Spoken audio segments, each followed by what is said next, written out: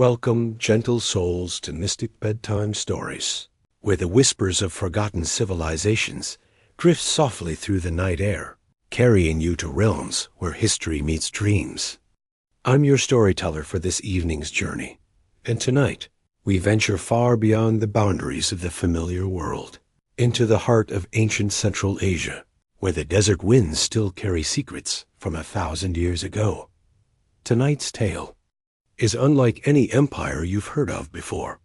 There are no mighty conquests here, no clash of armies beneath blood-red banners. Instead, we follow the footsteps of a remarkable people who built their empire not with swords, but with trust, not with force, but with the gentle art of connection. These were the Sogdians, the invisible architects of the ancient world's first global network, the silent weavers who bound East and West together with threads of silk, understanding, and an almost magical gift for bringing distant peoples together. As you settle into your pillow tonight, let your mind drift away from the concerns of today. Feel the soft weight of evening settling over you like a silk shawl, warm and comforting. Tonight, you are not in your familiar bedroom, but resting beside a caravan fire under the star-drunk sky of the Taklamakan Desert. The gentle bells of Bactrian camels chime softly in the distance, and the air carries the faint perfume of sandalwood and distant spices. This is the story of the Sogdian traders, those remarkable merchants who for nearly 1,000 years served as the beating heart of the Silk Road. They were the diplomats who spoke 7 languages, the translators who built bridges between empires, the patient negotiators who turned suspicion into friendship and strangers into trading partners. They were, perhaps, history's first truly global citizens, equally at home in the imperial courts of Tang Dynasty China, the fire temples of Persia, and the bustling bazaars of Byzantium. Close your eyes now, and let me paint for you a world that existed long before the modern age, yet feels surprisingly familiar. A world where a letter written in ancient Sogdian script could travel from the markets of Samarkand to the silk warehouses of Chang'an, carrying not just business transactions, but news, gossip, recipes, and love letters. A world where religious tolerance wasn't just an ideal, but a practical necessity for merchants who needed to be welcomed in Buddhist monasteries, Zoroastrian fire temples, and Christian churches alike. Tonight, we will walk the entire length of their story, from the fertile valleys where their cities first bloomed like jewels along the ancient rivers, to the twilight of their civilization when the sands of time finally covered their voices. But their legacy lives on in ways, both seen and unseen, in the very idea that commerce can be a force for peace. That understanding between peoples is not just possible but profitable, that the world is smaller and more connected than we often dare to imagine. So breathe deeply, let your shoulders relax, and prepare to be transported. Tonight, you are not just a listener, but a fellow traveler on the ancient roads that connected the world. You will taste the dust of caravan routes, feel the cool morning air in mountain passes, and hear the polyglot conversations that echoed through the merchant quarters of cities whose names ring like poetry: Samarkand, Bukhara, Panjikent, Merv. Story we're about to share spans centuries and continents, but it begins in one specific place, at one specific moment in time. Picture, if you will, the early morning light touching the golden domes of Samarkand 1,300 years ago. The air is cool and sweet, carrying the scent of apricot blossoms and the distant sound of water flowing through ancient irrigation channels. In the merchant quarter, families are stirring to life, preparing for another day of the endless, patient work that kept the world connected. This is where our journey begins, in the heart of Sogdiana, the land between rivers, the crossroads of the ancient world. Let the gentle rhythm of my voice carry you there now as we step together into the whispers from the silk wind and discover the remarkable story of a people who changed the world not through conquest, but through the simple revolutionary idea that strangers could become friends, and that trust could travel further than any army. Take a deep breath, settle deeper into comfort, and let us begin our journey into the heart of the Sogdian world, where every sunrise brought new possibilities for connection, and every sunset painted the sky with the colors of distant lands that these remarkable merchants called home. Now, let me guide your imagination to a place that exists today only in whispers and archaeological fragments, yet once pulsed with life as vibrant as any great metropolis. Close your eyes and envision yourself standing on a gentle hillside, looking out over a landscape that seems painted by the gods themselves. Before you stretches the heart of ancient Sogdiana, a land cradled between two great rivers whose names flow like poetry from the tongue. The Oxus, which we now call the Amu Darya, and the Jaxartes, known today as the Sir Darya. These rivers, fed by the eternal snows of distant mountains, carved through the earth like silver ribbons, bringing life to valleys that would otherwise have been claimed by the desert. Between these waterways lay a paradise of green fields, orchards heavy with fruit, and cities that rose like dreams made manifest in stone and brick. This was Sogdiana, a name that carries within it the sound of wind through poplar trees and a gentle murmur of irrigation channels that turned barren earth into gardens. If you were to look for Sogdiana on a modern map, you would find its heart in what we now call Uzbekistan and Tajikistan, with fingers reaching into Kazakhstan, Kyrgyzstan, and Afghanistan. But maps, with their rigid lines and political boundaries, cannot capture what Sogdiana truly was. It was not a nation in the way we understand nations today, but rather a constellation of city-states, each one a jewel set in the crown of Central Asian civilization. Picture yourself now as a traveler approaching Sogdiana from the west, perhaps following the ancient route that merchants had used for countless generations. You have crossed the harsh Iranian plateau, your camel's feet finding purchase on paths, worn smooth by 1,000 years of trade. The landscape has been unforgiving, all dust and stone and the endless blue dome of sky. But then, gradually, the air begins to change. There is moisture in it now, and the faint green scent that speaks of growing things. As you crest a final ridge, the land of Sogdiana opens before you like a revelation. The harsh yellow of desert gives way to the impossible green of cultivated fields. Date palms sway in groves that seem to stretch to the horizon, their fronds whispering secrets to the wind. Grapevines climb in orderly rows up terraced hillsides, heavy with fruit that will become wine for the tables of emperors. And everywhere, the sound of water, that most precious of commodities in this part of the world, flowing through channels so ingeniously designed that they seem like the work of water spirits rather than human hands. The genius of the Sogdians lay partly in their mastery of this landscape. They understood water as a lover understands the beloved, knowing exactly how to coax it from the reluctant earth, how to guide it where it was needed most, how to store it against the dry months when the sky forgot how to weep. Their cities rose not by chance, but in the places where geography and human ingenuity could dance together most gracefully. Samarkand, perhaps the most famous of these jeweled cities, lay like a queen in her chamber, surrounded by gardens and orchards that seemed to have been arranged by an artist with an eye for both beauty and practicality. The city commanded the meeting place of several trade routes, where the road from China met the paths that led to India, Persia, and distant Rome.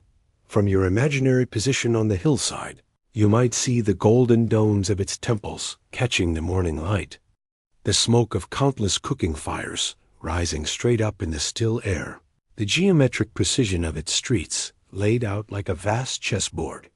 To the west, though you cannot see it from here, lies Bukhara, another pearl in Sogdiana's crown.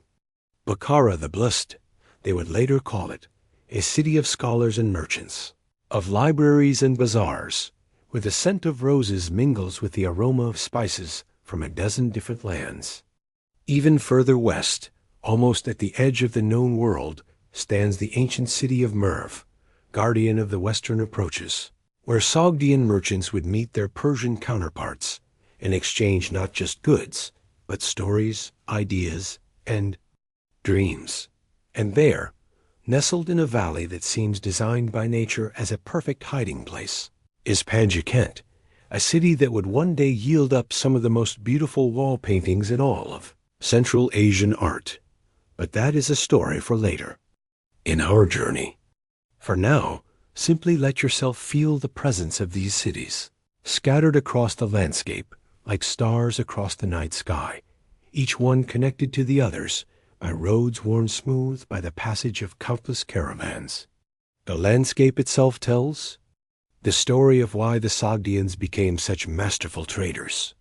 They lived at the crossroads of the world, in a place where the great civilizations of East and West were equally distant and equally accessible. To the south lay India, with its cotton and spices and precious stones. To the west stretched Persia, proud and ancient, offering carpets and metalwork of incomparable beauty. Eastward lay China, mysterious and magnificent, the source of silk so fine it seemed spun from moonbeams. And westward, beyond mountains and deserts, lay the strange lands of Rome and Byzantium, hungry for the luxuries of the Orient. But Sogdiana was more than just a geographical accident, more than simply a place where trade routes happened to intersect. The land itself shaped the character of its people, teaching them patience through the long work of irrigation, cooperation through the necessity of sharing water, and adaptability through the challenges of living between empires that rose and fell like tides. Breathe in now, and imagine you can smell the air of ancient Sogdiana. There is dust in it, yes, the fine dust that is the constant companion of those who live in dry lands. But there is also the green scent of growing things, the sweet perfume of fruit trees in bloom, the clean smell of snow-fed water running through channels lined with smooth stones. There is the smoke of fires burning wood that has traveled hundreds of miles to reach this place, and the faint, exotic fragrances that cling to the clothing of merchants who have come from lands whose names are whispered like incantations. This was the stage upon which the Sogdian story would unfold, a land blessed by geography and made prosperous by the wisdom of its people. It was neither the largest nor the most powerful region of its time, but it was perfectly positioned to become something perhaps more valuable than either. A bridge between worlds, a place where the impossible became every day, where strangers learned to trust each other, and where the dream of a connected world first began to take shape. As the sun sets over this imaginary landscape, painting the sky in shades of rose and gold that would make the angels weep with envy, let yourself settle deeper into the story. Tomorrow, in our journey through time, we will walk the streets of these ancient cities and meet the people who made them great. We will discover how a collection of city-states in a remote valley became the beating heart of the medieval world's economy, and how a people with no great armies conquered the world. To the simple revolutionary idea that profit and peace could walk hand in hand. As dawn breaks over the fertile valleys of Sogdiana, let us step through the gates of time and walk the streets of Samarkand as it might have appeared 1,200 years ago. The morning air is cool and sweet, carrying the sound of merchants calling their wares, children laughing as they chase each other through narrow alleyways, and the gentle splash of fountains that seem to sparkle like jewels in every courtyard. Picture yourself standing in the great bazaar of ancient Samarkand, surrounded by wonders that would challenge everything you thought you knew about the medieval world. This is not the rough, primitive settlement that our modern minds might imagine when we think of ancient times. Instead, you find yourself in a city of breathtaking sophistication, where architecture reaches toward heaven with the confidence of a people who understood beauty not as luxury, but as necessity. The buildings around you rise in graceful arches, and domes that seem to float weightlessly against the sky. The walls are faced with tiles that catch and hold the light, creating patterns so intricate they seem to move and breathe in the shifting illumination. These are not mere decorations, but expressions of a worldview that saw the divine in geometry, that found God in the perfect curve of an arch, that understood that beauty and function could dance together in perfect harmony. As you walk through these streets, notice how the city reveals the character of its builders. The Sogdians were practical people, merchants and diplomats who understood that first impressions mattered tremendously in business. Their cities were built to impress, yes, but also to welcome. The architecture spoke a universal language of prosperity and stability that could be read by visitors from China, Persia, India, or the distant Byzantine Empire. Every building tells a story of cultural synthesis that would be remarkable in any age.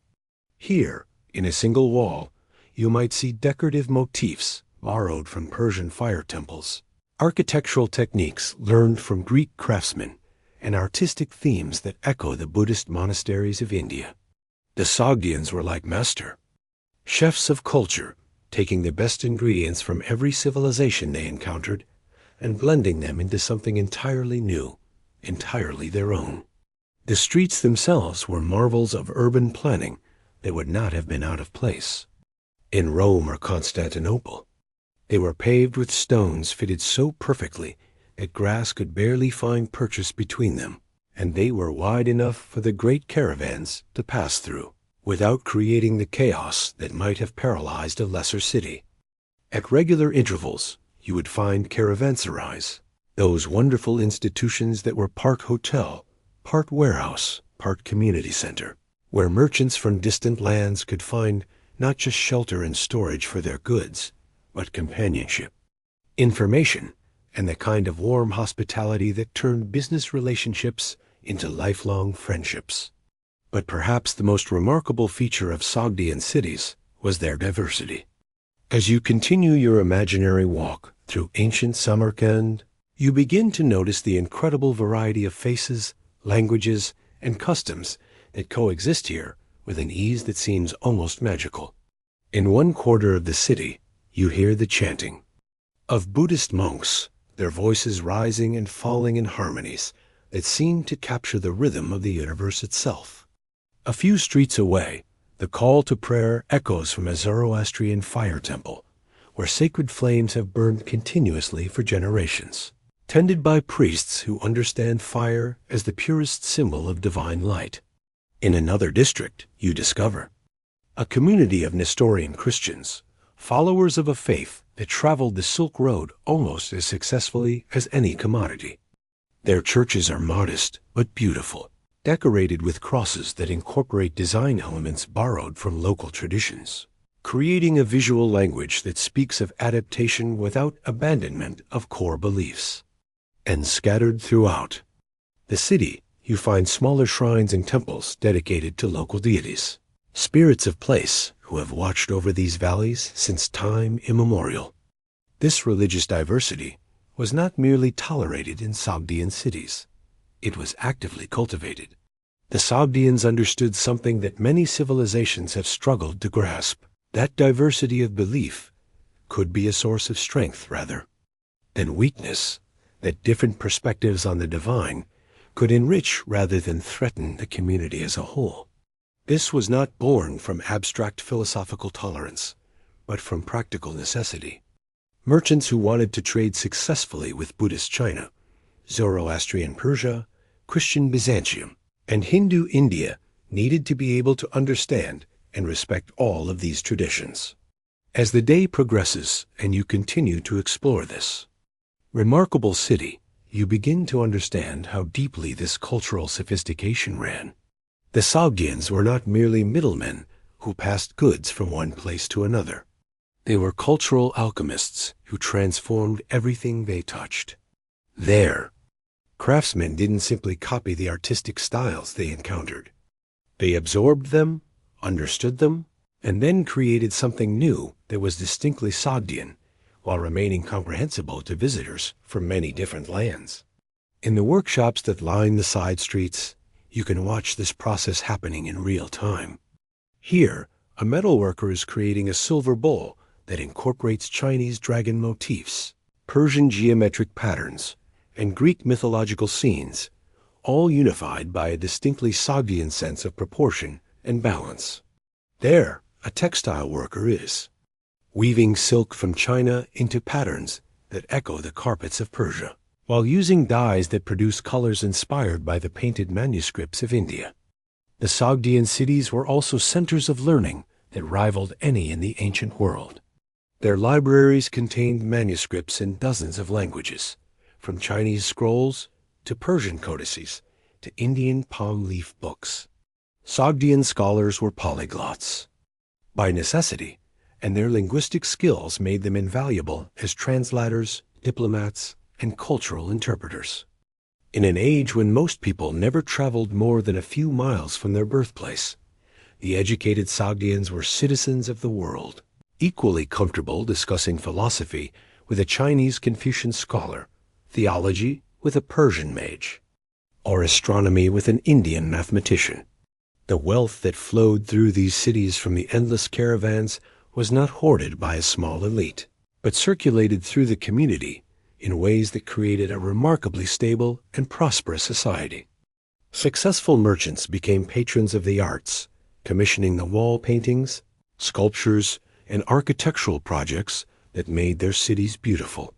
They funded schools and libraries, supported craftsmen and scholars, and created a cultural flowering that would be remembered long after the political power of their cities had faded. As evening approaches and the call of merchants begins to fade into the general murmur of the city settling into night, you find yourself in one of Samarkand's many gardens. These green spaces were not afterthoughts or luxuries, but integral parts of the urban design. They provided not just beauty and respite from the heat, but also practical benefits, cooling the air and providing spaces for informal meetings and conversations that were essential to the conduct of business. A garden where you sit is laid out in the classical Persian style, with geometric precision that speaks of humanity's ability to create order and beauty from the chaos of nature. Water flows through carefully designed channels, creating music that soothes the soul and refreshes the air.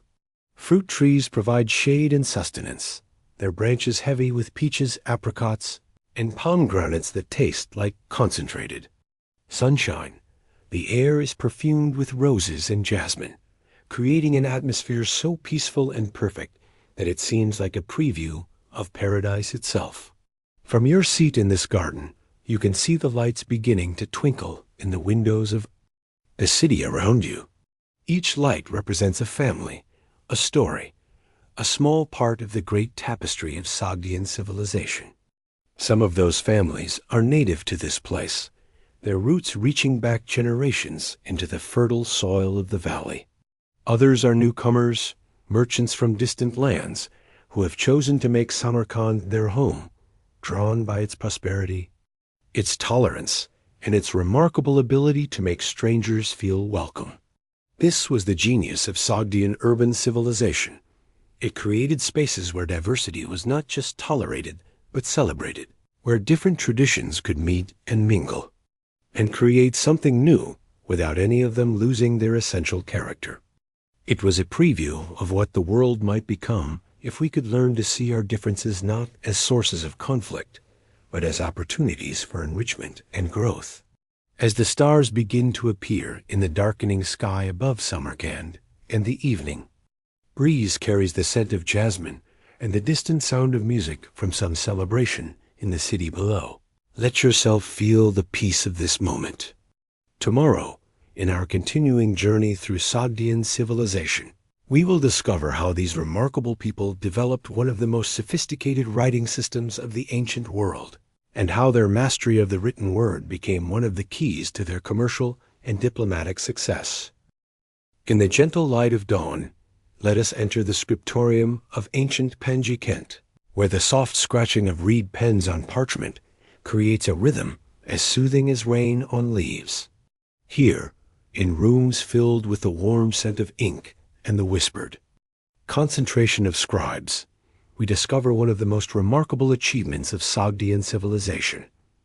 Their mastery of the written word, a skill that would prove more valuable than gold and more powerful than armies. Picture yourself standing behind a Sogdian scribe as he carefully forms letters that seem to dance across the page like graceful birds in flight. The script he uses evolved from ancient Aramaic, that lingua franca of the Persian Empire, but in Sogdian hands it has become something entirely new. The letters flow from right to left in elegant curves and precise angles, each character carrying within its centuries of linguistic evolution and cultural adaptation. This is not merely writing. It is art, diplomacy, and commerce, all woven together with threads of ink. Every stroke of the pen represents the Sogdians' understanding that in a world where distances were measured in months of travel and where face-to-face meetings were rare and precious, the written word was the bridge that could span continents and connect hearts separated by vast expanses of desert and mountain. The Sogdian script itself tells a story of cultural synthesis that mirrors everything else about this remarkable civilization. Born from Aramaic roots, it incorporated influences from Persian, Greek, and even Chinese writing systems as Sogdian merchants encountered them along the trade routes. The result was a writing system of remarkable flexibility, capable of expressing not just the Sogdian language, but concepts and ideas borrowed from a dozen different cultures. As you watch the scribe work, notice the care with which he selects each word, each phrase. This document he is creating will travel perhaps to Chang'an, the great capital of Tang Dynasty China, carried in the saddlebags of a merchant who may be gone for 2 years or more. The letter must be perfect, not just in its script, but in its tone, its cultural sensitivity, its ability to build and maintain the relationships upon which all commerce depends. The ink he uses is made from lampblack and gum arabic, ingredients that have traveled as far as the letter itself will travel. The parchment beneath his pen was prepared from the hide of a sheep that grazed in the valleys of Sogdiana, but the techniques used to prepare it were learned from craftsmen in distant lands. Even in this simple act of writing a letter, you can see the global nature of Sogdian civilization, the way these people absorbed and transformed everything they encountered. Move now to another corner of the scriptorium, where a different scribe is working on a very different kind of document. This is a commercial contract, written in the precise legal language that has evolved over centuries of international trade. The terms it sets forth are complex, covering not just the exchange of goods, but questions of currency conversion, insurance against bandits and natural disasters, and the delicate matter of how disputes will be resolved when the parties to the contract may be separated by thousands of miles and dozens of different legal traditions. The language of this contract reveals the sophisticated understanding Sogdian merchants had developed of international commerce. They understood that trust, while essential, was not enough. Successful trade over such vast distances required written agreements that were precise enough to prevent misunderstandings, yet flexible enough to account for the countless variables that could affect a caravan's journey. These contracts were marvels of legal engineering, as carefully constructed as the irrigation systems that brought water to Sogdian fields. But perhaps the most fascinating documents in this scriptorium are the personal letters, the intimate communications that reveal the human heart beating behind the machinery of commerce. Here is a letter from a Sogdian merchant in distant Dunhuang to his wife in Samarkand, written on paper that itself represents one of the great innovations traveling the Silk Road. The letter speaks of loneliness and longing, of strange customs encountered in foreign lands, of small gifts purchased in distant markets that he hopes will bring joy to the children he has not seen for 2 years. The paper on which this letter is written tells its own story of cultural transmission. The technology of papermaking was one of China's most closely guarded secrets. But gradually, inevitably, it spread westward along the trade routes, carried by merchants and craftsmen who understood that knowledge, like gold, gained value when it was shared rather than hoarded. The Sogdians were among the first to master this technology outside of China, and their paper mills became centers of innovation, producing writing materials that were exported throughout Central Asia and beyond. These personal letters, preserved by the dry climate of Central Asia, provide us with an intimate window into Sogdian life that no official chronicle could match. We read of a woman writing to her husband about the challenges of managing his business affairs while he is away, revealing a society where women played active roles in commerce. We find letters between friends sharing gossip, recipes, and news from their respective cities, showing us a social network that spanned continents. There are love letters that would not seem out of place in any era, their language of affection transcending the centuries that separate us from their writers. There are letters from parents to children, filled with the same mixture of pride, worry, and advice that parents have been offering their offspring since the beginning of time. And there are letters between business partners, their formal language, barely concealing the deep friendships that often developed between men who trusted each other with their fortunes, across distances that tested that trust to its limits. The scribes who created these documents were not mere copyists, but skilled professionals who understood themselves to be the guardians of civilization itself.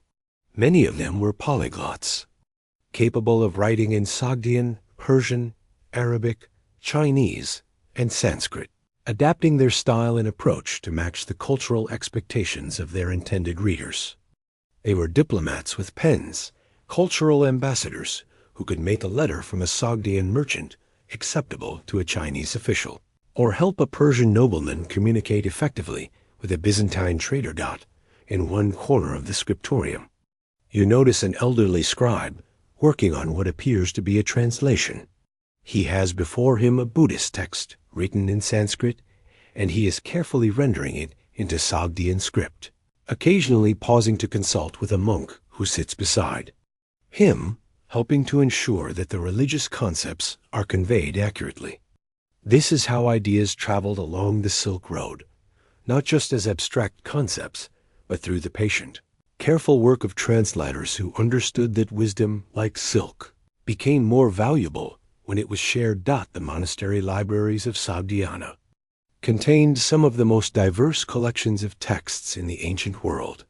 Here you might find Chinese philosophical treatises shelved beside Persian epic poems, Christian gospels next to Buddhist sutras, astronomical tables from India neighboring historical chronicles from Rome.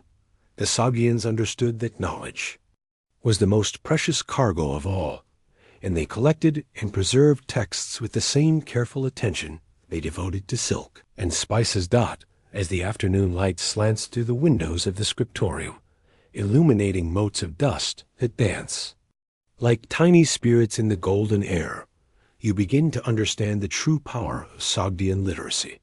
It was not simply the ability to read and write that made them successful, but their understanding of writing as a tool for building and maintaining the human connections that made commerce possible.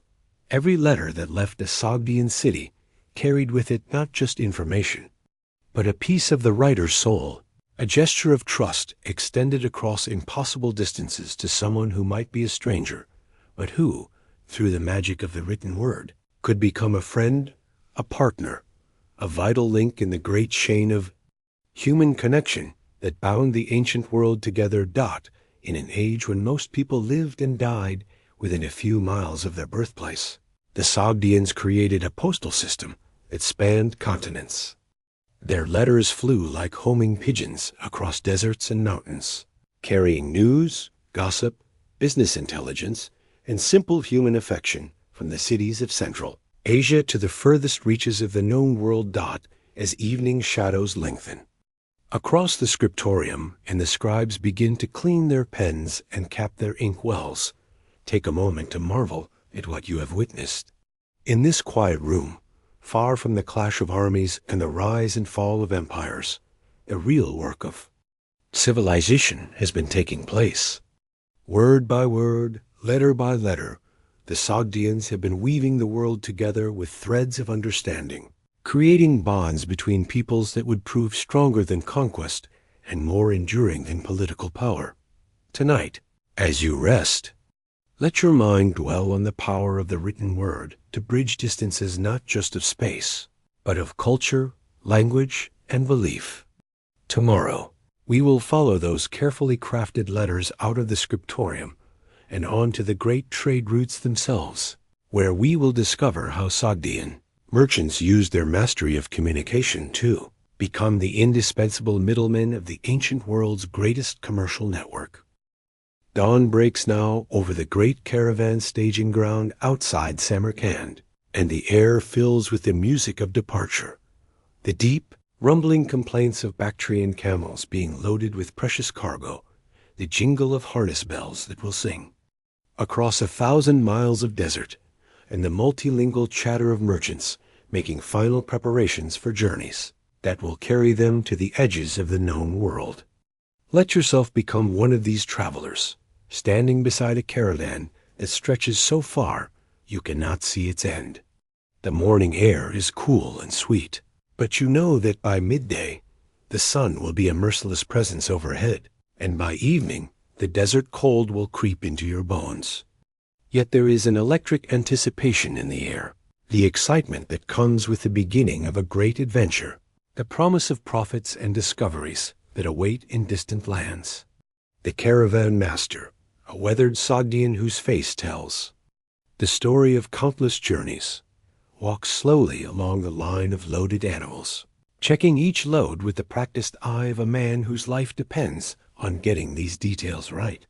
His fingers probe the knots that secure bales of silk, test the balance of panniers filled with precious stones, and verify that water containers are properly sealed. This man is both logistics expert and diplomat, navigator and negotiator. For the success of this venture depends not just on reaching their destination, but on navigating the complex web of relationships that makes trade possible. Each camel in this caravan carries treasures that tell the story of half the world. Here are bales of silk so fine they seem to capture moonlight and hold it prisoner in their folds. Silk that began as cocoons tended by farmers in the distant valleys of China, where the secret of sericulture was guarded more carefully than the emperor's life. The silk has traveled already hundreds of miles to reach this staging ground, changing hands perhaps 3 or 4 times, each exchange adding to its value while spreading the risks of the journey among multiple merchants. Beside the silk you see containers of tea, another Chinese marvel that the Sogdians have learned to appreciate and transport. The leaves, compressed into hard bricks for easier transport, contain within them the essence of misty mountain gardens where Buddhist monks first discovered that this simple plant could sharpen the mind and calm the spirit. By the time these tea bricks reach their destination in Persia or Byzantium, they will be worth their weight in silver, treasured by those who understand their value. But the wealth flowing east is equally impressive.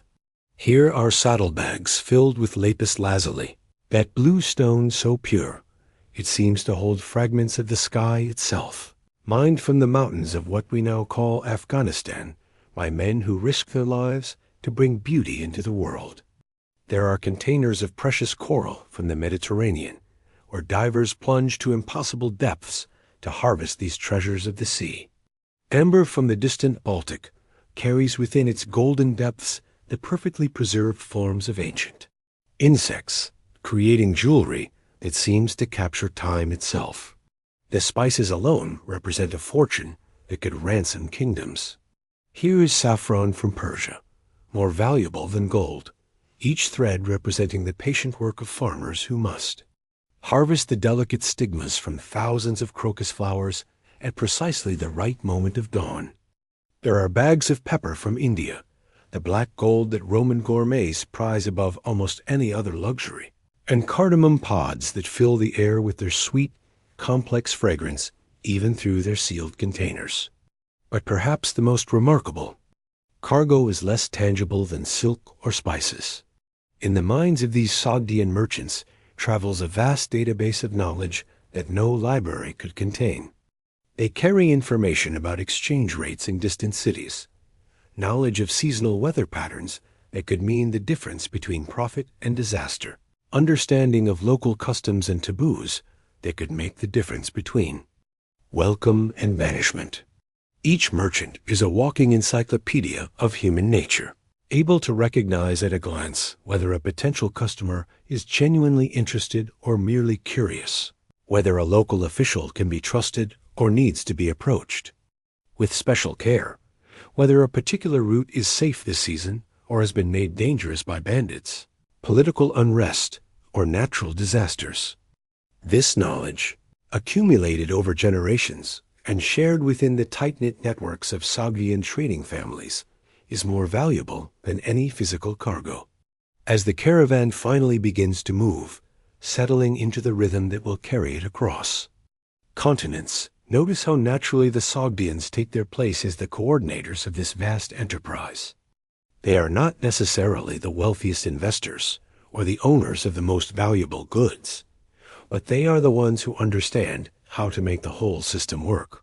They speak the languages, know the routes, understand the customs, and most importantly, they have built the relationships of trust that make such ventures possible. The caravan moves like a living organism, each part dependent on the others.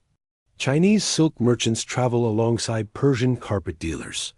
Indian spice traders journey beside Roman gold merchants, and all are bound together by the Sogdians. Unique ability to serve as translators, mediators, and facilitators. When disputes arise, as they inevitably do when people from different cultures are thrown together for months at a time, it is often a Sogdian merchant who finds the compromise that allows the journey to continue. Watch now as the caravan encounters its first test, a river crossing where the bridge has been damaged by recent floods. The local official demands payment for the use of the temporary ferry, but his price seems unreasonable to the foreign merchants.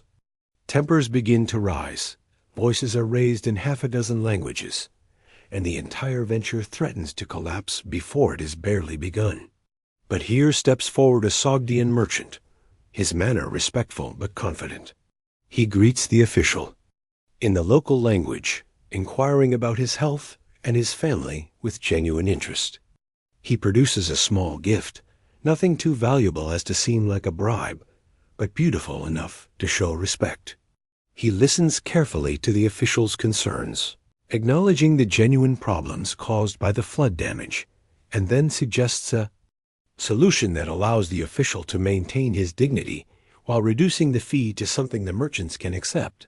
This scene, repeated in countless variations across the trade routes of the ancient world, illustrates the true genius of Sogdian commerce.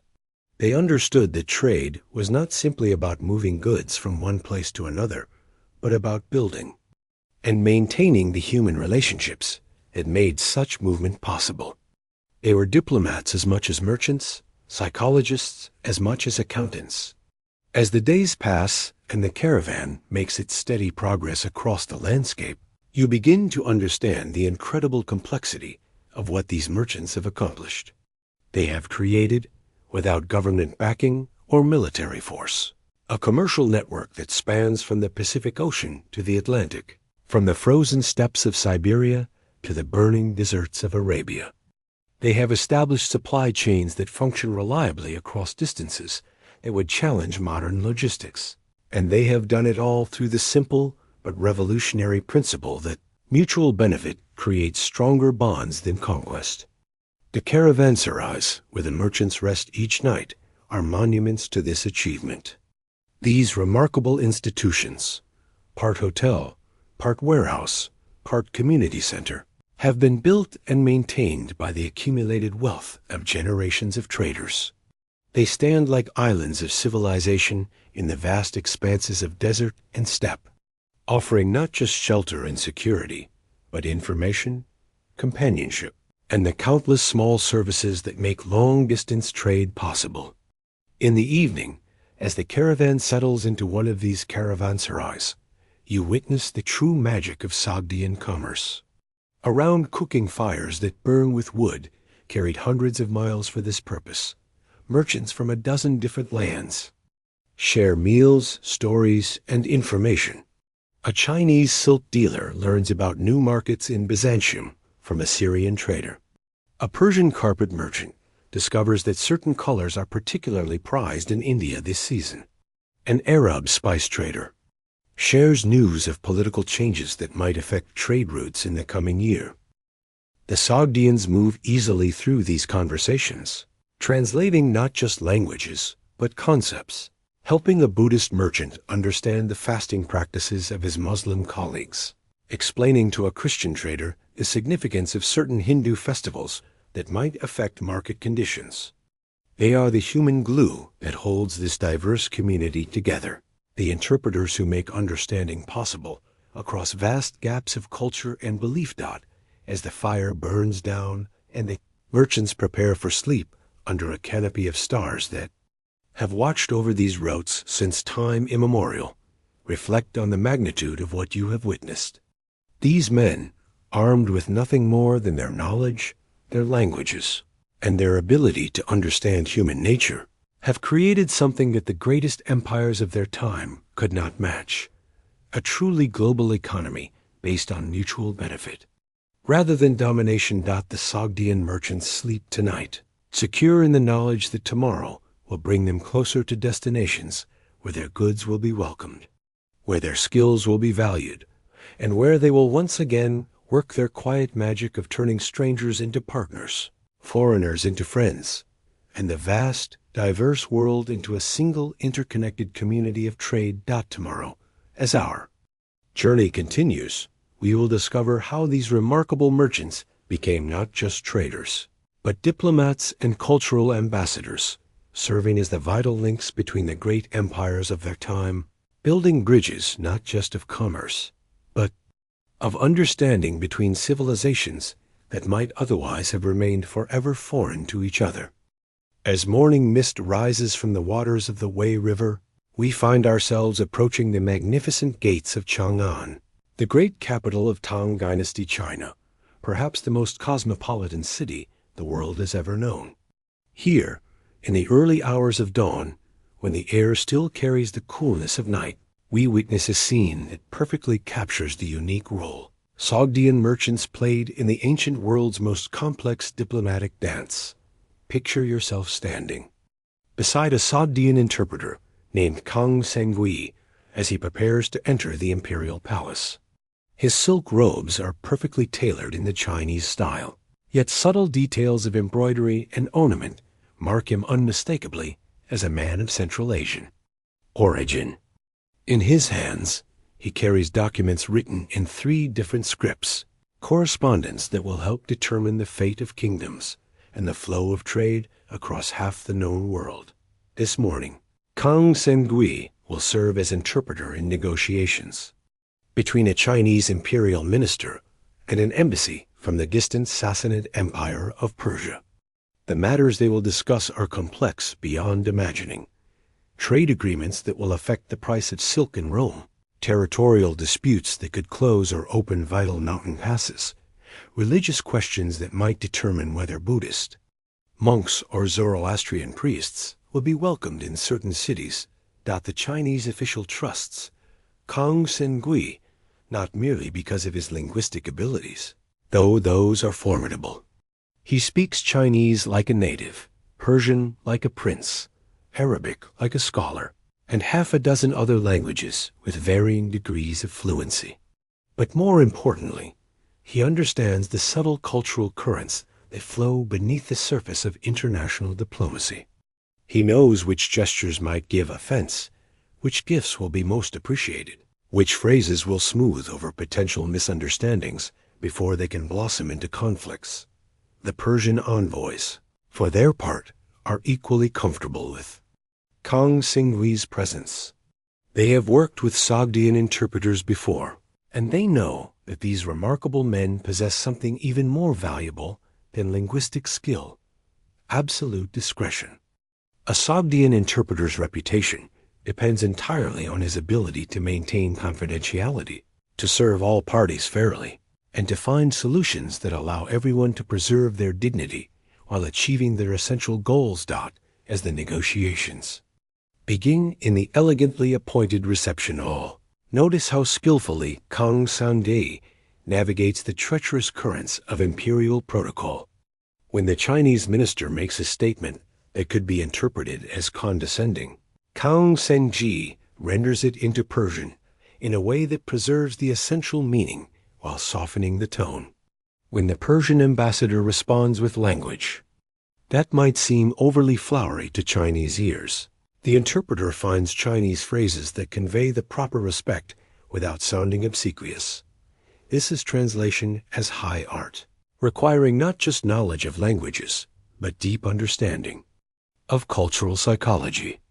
Kang Sengui must think simultaneously in multiple cultural frameworks, understanding how a Chinese Confucian scholar will interpret a Persian Zoroastrian's religious references, predicting how a Persian nobleman will react to Chinese concepts of imperial authority, finding ways to make the foreign familiar without losing its essential meaning.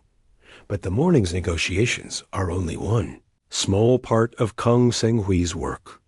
This afternoon, he will visit the Sogdian quarter of Chang'an, where he will read letters from home to merchants who never learned to read, help compose business correspondence that must navigate the complex regulations governing foreign trade, and mediate disputes between Sogdian traders and their Chinese partners. The Sogdian quarter of Chang'an is a world unto itself, yet it is perfectly integrated into the larger life of the city.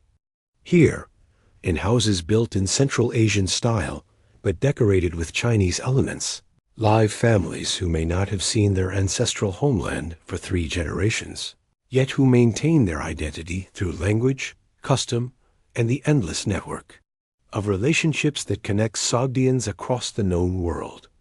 Walk with me through these streets where the sound of spoken Sogdian mingles with Chinese, Persian, Arabic, and Sanskrit. The shops here sell goods from every corner of the world, but they also serve as informal embassies, places where merchants from distant lands can find interpreters, guides, and the kind of local knowledge that can mean the difference between success and failure in foreign markets. In one shop, you might find a Chinese official consulting with a Sogdian merchant about the best route to send a diplomatic mission to Samarkand. The merchant spreads out maps drawn from memory and personal experience, pointing out where bandits have been active lately, which mountain passes are likely to be clear of snow at different times of year, which local rulers are currently friendly to Chinese interests and which might prove troublesome. This information is invaluable, far more current and reliable than anything available in official government sources. The Sogdian merchant networks maintain their own intelligence service, a web of communication that spans continents and provides real-time information about political changes, natural disasters, market conditions, and security threats. This intelligence flows through family connections, business partnerships, and the informal networks that bind Sogdian communities together across vast distances. In another establishment, you discover a different kind of diplomatic service. Here, a Sogdian scholar is helping to translate Buddhist texts from Sanskrit into Chinese, work that requires not just linguistic skill, but deep understanding of religious concepts that don't always translate easily between cultures. The scholar must find Chinese terms that convey the essence of Sanskrit philosophical concepts, creating bridges of understanding that will allow Buddhist teachings to take root in Chinese soil.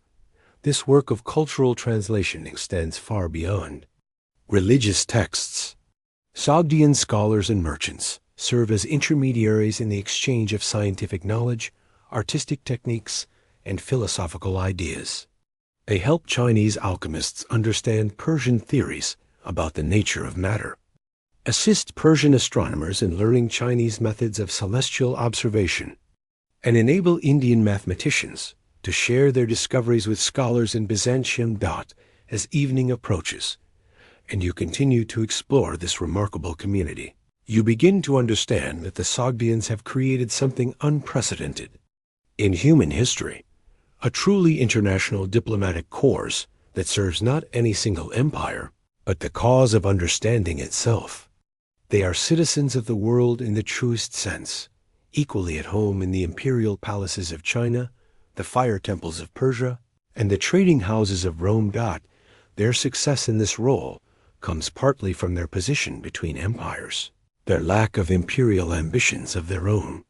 The great powers of the ancient world can trust Sogdian mediators precisely because Sogdiana poses no military threat to anyone, seeks no territorial expansion, desires nothing more than the maintenance of the peaceful conditions that make trade possible.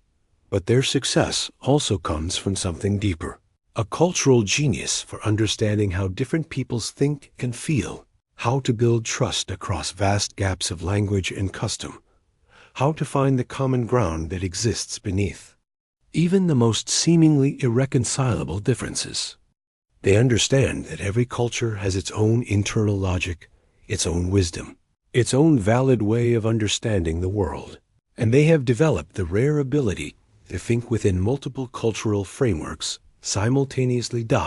As the sun sets over Chang'an, painting the pagoda roofs and palace walls in shades of gold and crimson, Kang Sengjui sits in his private study, writing letters that will travel to Sogdian communities in Samarkand, Asara, Merv, and dozens of other cities.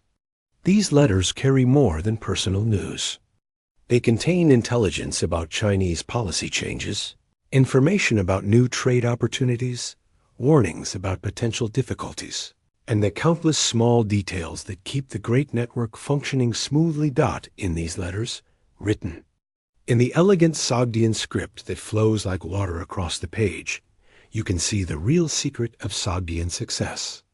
They have understood something that the great empires of their time have not, that in an interconnected world, information shared is power multiplied, that cooperation creates more wealth than competition, that the prosperity of one community enhances the prosperity of all.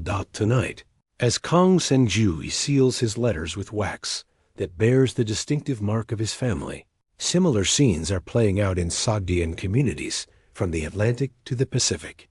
In each city, in each quarter, Sogdian merchants, scholars, and diplomats are performing the quiet, patient work of keeping the world connected, building understanding where there was suspicion, creating trust where there was fear.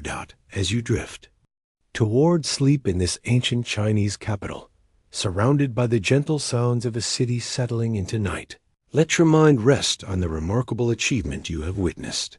Here, in the space between empires, a small people with no armies and no territorial ambitions have made themselves indispensable to the greatest powers of their age, not through conquest or domination, but through the simple revolutionary idea that the world works better when its peoples understand each other. In the pre-dawn darkness of ancient Samarkand, as the first call to prayer echoes from a distant minaret and the eternal flames flicker in nearby fire temples, we witness something remarkable. A Sogdian merchant named Rustam making his morning devotions not at one altar, but at 3. His day begins with a moment of silent contemplation before a small Buddhist shrine in his home, continues with prayers offered to Ahura Mazda in the Zoroastrian tradition of his ancestors, and will later include a visit to the Christian church, where his wife worships according to the Nestorian rite. This is not confusion or contradiction, but the embodiment of a uniquely Sogdian approach to the divine, the understanding that truth can wear many faces, that the sacred speaks through many voices, and that a merchant who must be welcomed in temples, churches, monasteries, and fire altars across half the world must learn to find the divine thread that connects all sincere seeking. Let yourself walk beside Rustam as he makes his way through the awakening city, observing how naturally he navigates between different religious worlds. His first stop is at a Buddhist monastery on the outskirts of Samarkand, where saffron-robed monks are beginning their morning meditation. Rustam removes his shoes, bows respectfully, and joins in the silent sitting that begins each day for these seekers of enlightenment. The monastery itself tells the story of religious transmission along the Silk Road. Its architecture blends Indian, Buddhist elements with Persian design motifs and local Sogdian craftsmanship. The Buddha statues, carved from local stone, have faces that somehow manage to look both authentically Indian and distinctly Central Asian. The wall paintings depict traditional Buddhist scenes, but the clothing of the figures, the landscape, backgrounds, and even some of the facial features have been adapted to local sensibilities. As Rustam sits in meditation, his breathing synchronized with that of the monks around him, you can sense the deep peace that comes from this practice. Buddhism appealed to the Sogdians partly because of its practical wisdom about suffering and attachment, concepts that resonated strongly with merchants who understood the impermanence of wealth and the importance of non-attachment to material outcomes. But it also appealed to them because Buddhism, unlike some other faiths of the time, made few exclusive claims, demanded no rejection of other spiritual practices, and offered a path that could be walked alongside other paths. After his meditation, Rustam walks across the city to a very different kind of religious establishment, a Zoroastrian fire temple where flames have burned continuously for over 2 centuries, tended by priests whose families have served this sacred fire since before the time of Alexander. Here, the morning air is thick with the scent of sandalwood and the quiet chanting of ancient prayers in a dialect of Persian that preserves words lost. Everywhere else in the world, the fire temple represents Rustam's ancestral faith, the religion of his great-grandfathers who first ventured onto the trade routes when Zoroastrianism was the dominant faith of the Persian Empire. But this is not the rigid, exclusive Zoroastrianism of the Sassanid court. It is something more flexible, more accommodating, shaped by centuries of contact with other faiths and other ways of understanding the divine. Watch Rustam as he approaches the sacred fire, his hands cupped to receive its warmth and light. The prayer he whispers combines traditional Zoroastrian formulas with personal petitions that reflect his merchant's concerns. Safe travels for his trading partners, fair prices in distant markets, protection for his family during his long absences. But notice also how his prayer includes blessings for his Buddhist meditation teacher, his Christian wife, and even his Muslim business associates in distant Baghdad. This is the essence of Sogdian religious syncretism, not the abandonment of one faith for another, but the gradual weaving together of multiple spiritual traditions into a personal tapestry that serves both practical and mystical needs. The Sogdians understood something that many of their contemporaries did not, that in a world where success depended on being welcomed in many different religious communities, spiritual flexibility was not compromise but wisdom.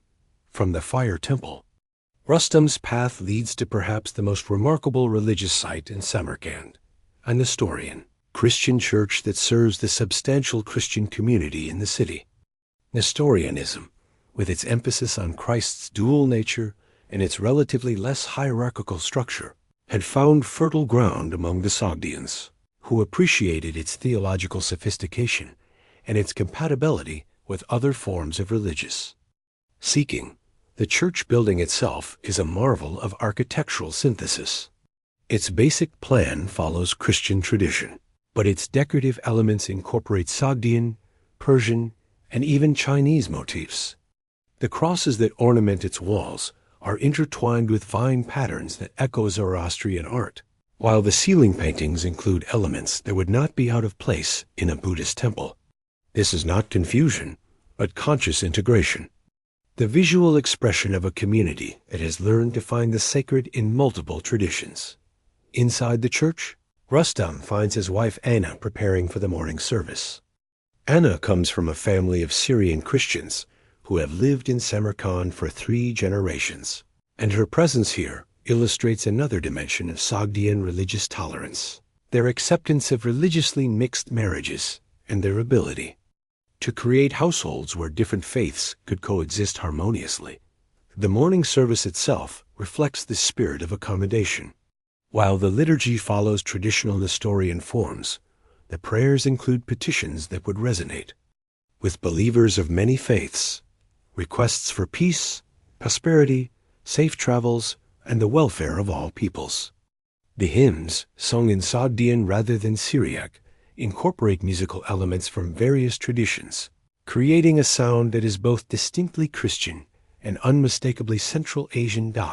As the service concludes and the congregation disperses, notice how naturally members of different religious backgrounds interact.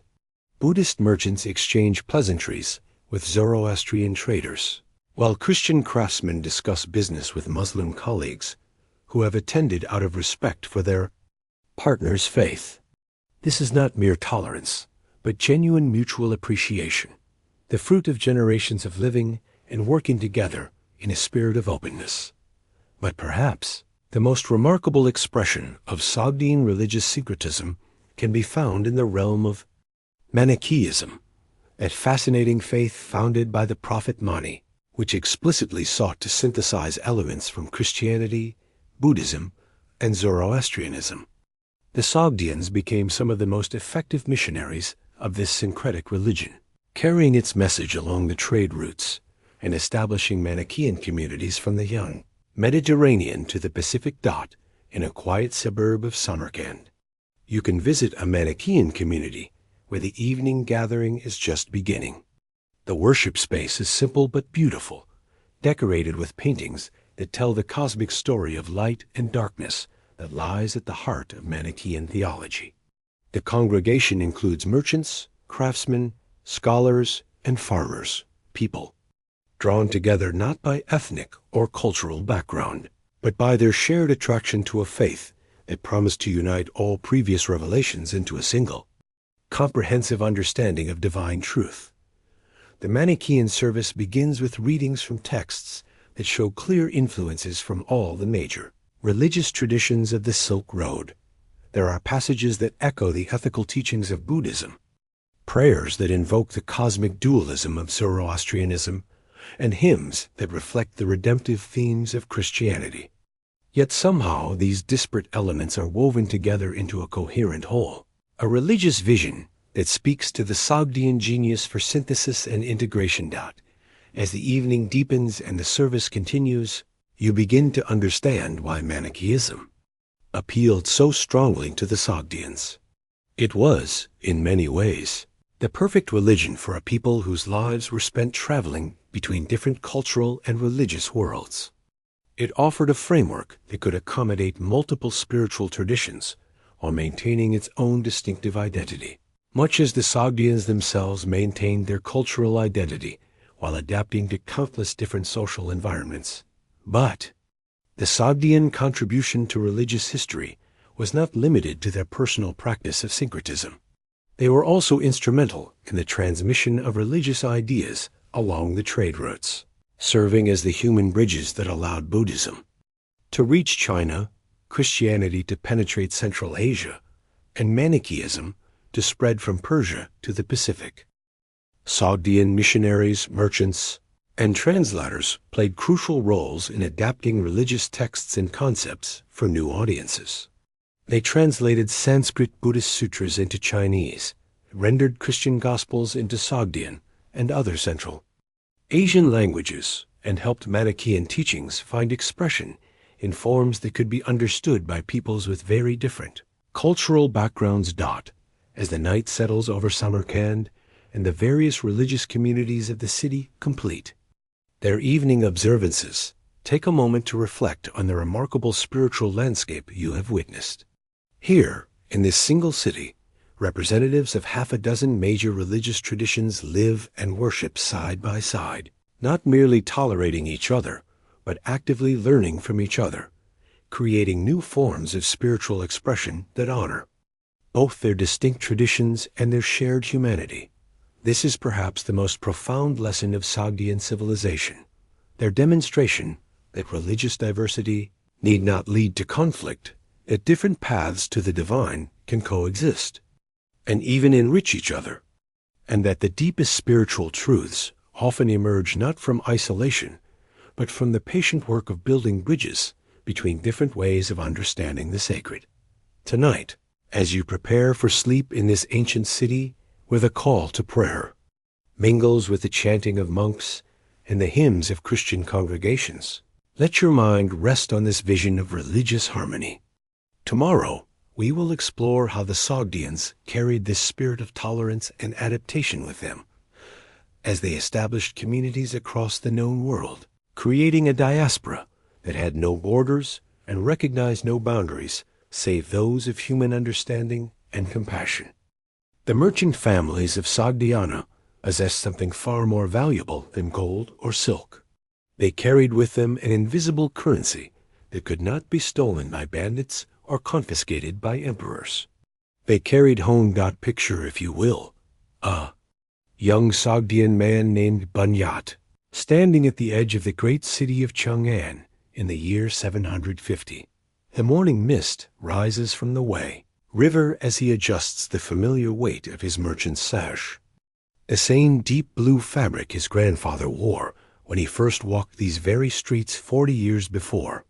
Behind him, the sounds of his household awakening drift through carved wooden windows. His wife speaks softly to their children in Sogdian, the ancient words mixing with the morning air like incense. This is not merely a story of immigration. This is the tale of a people who learned to plant seeds of belonging wherever the desert winds carried them. The Sogdians did not simply travel from city to city as visitors passing through. They built something extraordinary, a network of interconnected communities that stretched like invisible threads across the known world. From the bustling markets of Merv in the west to the imperial capital of Chang'an in the east, from the oasis town of Dunhuang in the north to the crossroads of Balkh in the south, Sogdian families established not just trading posts, but genuine homes. In Chang'an, the western market thrummed with languages from across the empire. But in the evenings, when the official business had ended, the Sogdian quarter came alive with the familiar rhythms of their homeland. Here, children who had never seen Samarkand learned the ancient songs their grandmothers sang beside the Zarafshan River. Here, the scent of cumin and coriander hung in the air, carried on the smoke from kitchens where recipes passed down through 7 generations still flavored the evening meal. The Sogdian merchant Nanai Dat keeps a workshop near the south gate, where he trains his 3 sons in the delicate art of glassmaking. But more than technique, he teaches them the subtle language of trust that his own father taught him. How to read the hesitation in a customer's eyes. How to speak just enough Chinese to conduct business, but maintain just enough mystery to command. Respect. How to bow to the Tang officials with appropriate deference while keeping their backs straight with Sogdian pride. His wife, Chati, tends a small garden behind their compound where she grows herbs that remind her of home. The mint tastes different here.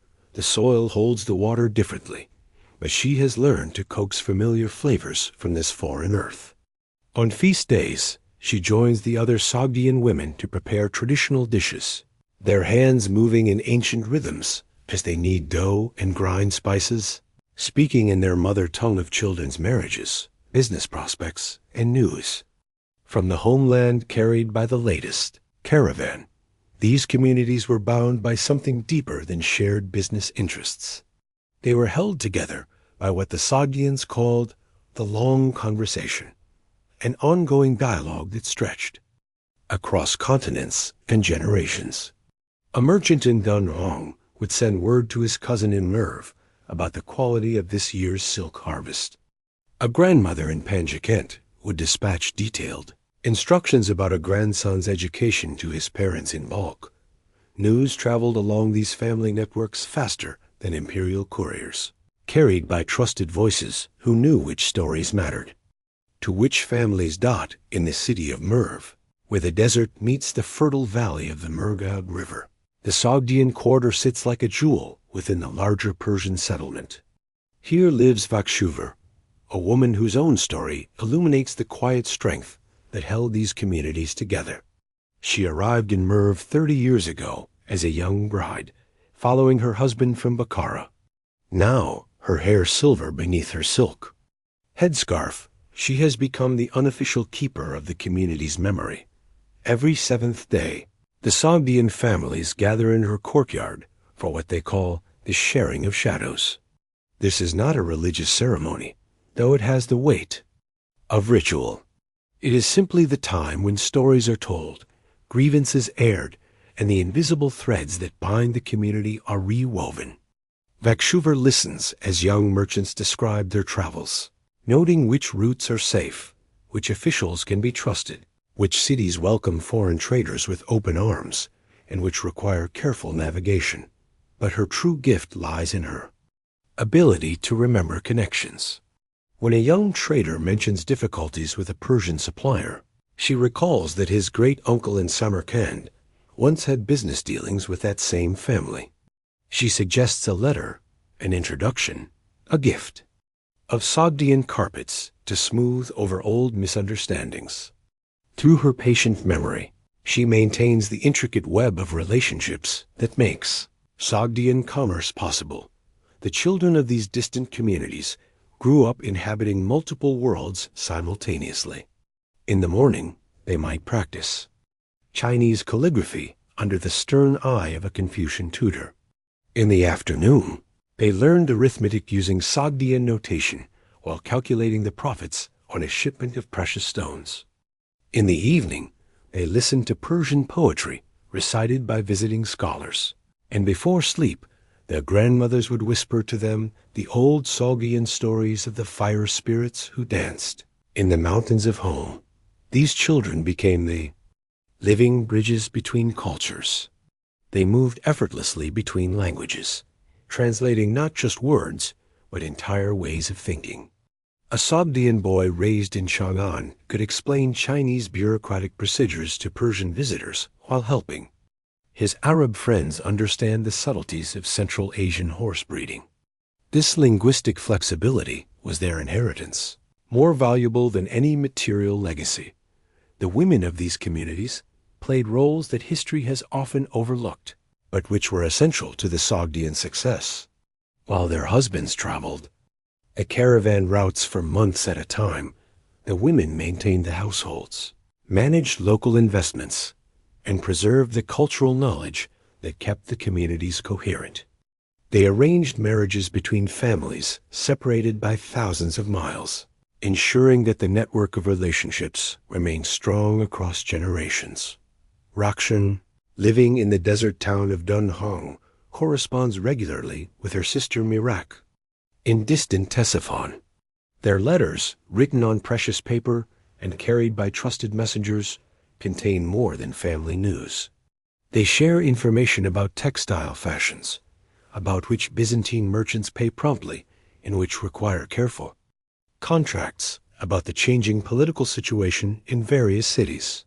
Through their correspondence, these women maintain intelligence networks that rival those of emperors.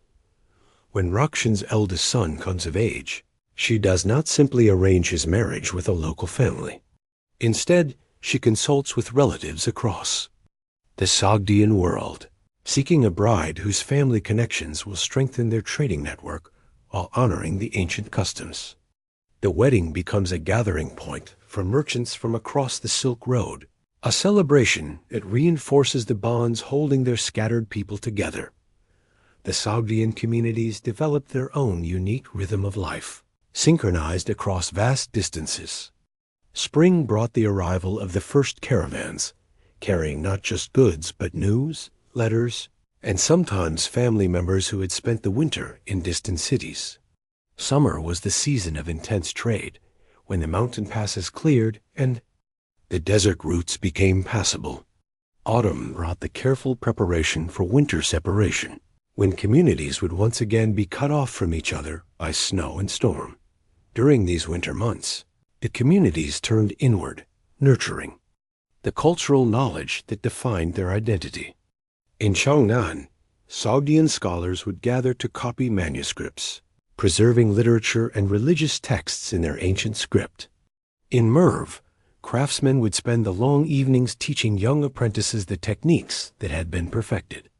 In the workshops of Samarkand, in Dunhuang, families would gather around fires to tell the old stories, keeping alive the memory of their ancestral homeland. Yet these were not communities frozen in nostalgia. The Sogdians possessed a remarkable ability to adapt while maintaining their essential character. In China, they learned to appreciate the elegance of Tang poetry. In Persia, they mastered the complex courtesies of Sassanid culture. In the Byzantine territories, they studied Greek philosophy and Christian theology. They absorbed these influences, not as passive recipients, but as active interpreters, finding ways to harmonize foreign wisdom with their own ancient understanding. This flexibility extended to their approach to local politics and customs. Sogdian merchants in Chang'an might sponsor Chinese festivals, contributing to the construction of Buddhist temples while maintaining their own Zoroastrian fire altars. In private, in Persian cities, they participated in court ceremonies with perfect protocol while preserving their own traditional celebrations behind closed doors. They understood instinctively that successful integration required neither complete assimilation nor stubborn isolation, but rather a kind of cultural bilingualism that honored both their heritage and their new homes. As the desert night deepens around these ancient cities, as the last lamps flicker in the windows of Sogdian homes scattered across 2 continents, we can almost hear the whispered conversations that held this remarkable diaspora together. Merchants, counting their profits by lamplight. Grandmothers teaching children the names of stars in their ancestral tongue. Young couples planning journeys that would take them thousands of miles from home, while keeping them forever connected to their ray. People. The Sogdians created something that had never existed before, a truly global community, bound not by territory or political allegiance, but by shared culture, mutual trust, and the endless patience required to maintain relationships across impossible distances. They were citizens of the world before such a concept existed, carrying their homeland in their hearts, while making homes wherever trade winds carried them. In the quiet of your own evening, as you prepare for sleep, you might imagine yourself walking through one of these ancient Sogdian quarters. The air carries the scent of cardamom and rosewater, the soft murmur of conversations in a language musical and strange. Through open doorways, you glimpse families gathered around low tables, their faces lit by oil lamps as they share the day's stories. Children sleep peacefully on silk cushions, dreaming perhaps of the distant mountains their grandparents described, or of the great cities they will someday visit when they are old enough to join the caravans. This was the invisible empire of the Sogdians, not built of stone and steel, but woven from trust, memory, and the patient work of human connection across the vast spaces of the ancient world. In the ruins of Panji Kent, buried beneath centuries of sand and silence, archaeologists discovered something extraordinary. As they carefully brushed away the dust from ancient walls, colors began to emerge from the darkness. Deep blues and brilliant reds, golden yellows, and earth-rich browns painted scenes that seemed to breathe with life even after 1,200 years of sleep. These were not the formal, rigid murals of imperial palaces or the somber religious paintings found in monasteries.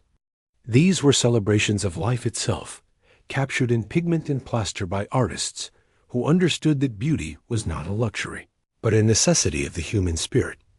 Picture yourself walking through the mansion of a wealthy Sogdian merchant in the year 650, your footsteps silent on carpets, woven with patterns that tell stories older than memory. The walls around you dance with painted figures that seem almost ready to step down from their ancient frames and join you in conversation. Here, a group of musicians plays instruments that your eyes have never seen, but your ears somehow recognize.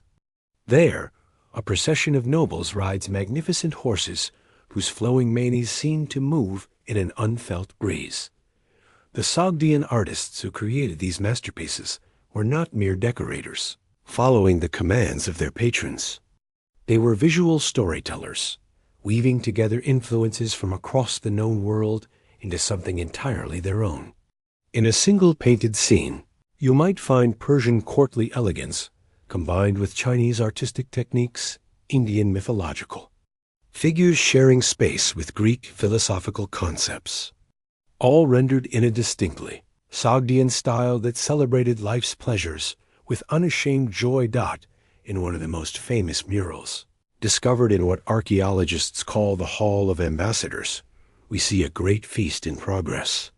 The noble guests recline on silk cushions around low tables laden with delicacies. Their clothing tells stories of distant lands, flowing robes of Chinese silk decorated with Persian patterns, jewelry that sparkles with Indian gems set in Byzantine gold. But it is their faces that captivate us across the centuries. These are not idealized portraits of divine kings or religious saints. These are real people, laughing, conversing, enjoying the company of friends and the pleasure of good food and fine wine. The artist has captured a moment of pure human connection, the kind of evening when conversation flows as freely as the wine, when differences of language and custom dissolve in the warmth of shared hospitality. You can almost hear the gentle clink of silver cups, the rustle of silk robes, the low murmur of voices speaking in half a dozen languages as naturally as breathing. The clothing depicted in these murals reveals the sophisticated fashion sense that made Sogdian nobles the style arbiters of their age. The men wear long coats of silk or fine wool, often decorated with intricate patterns that required months of careful embroidery.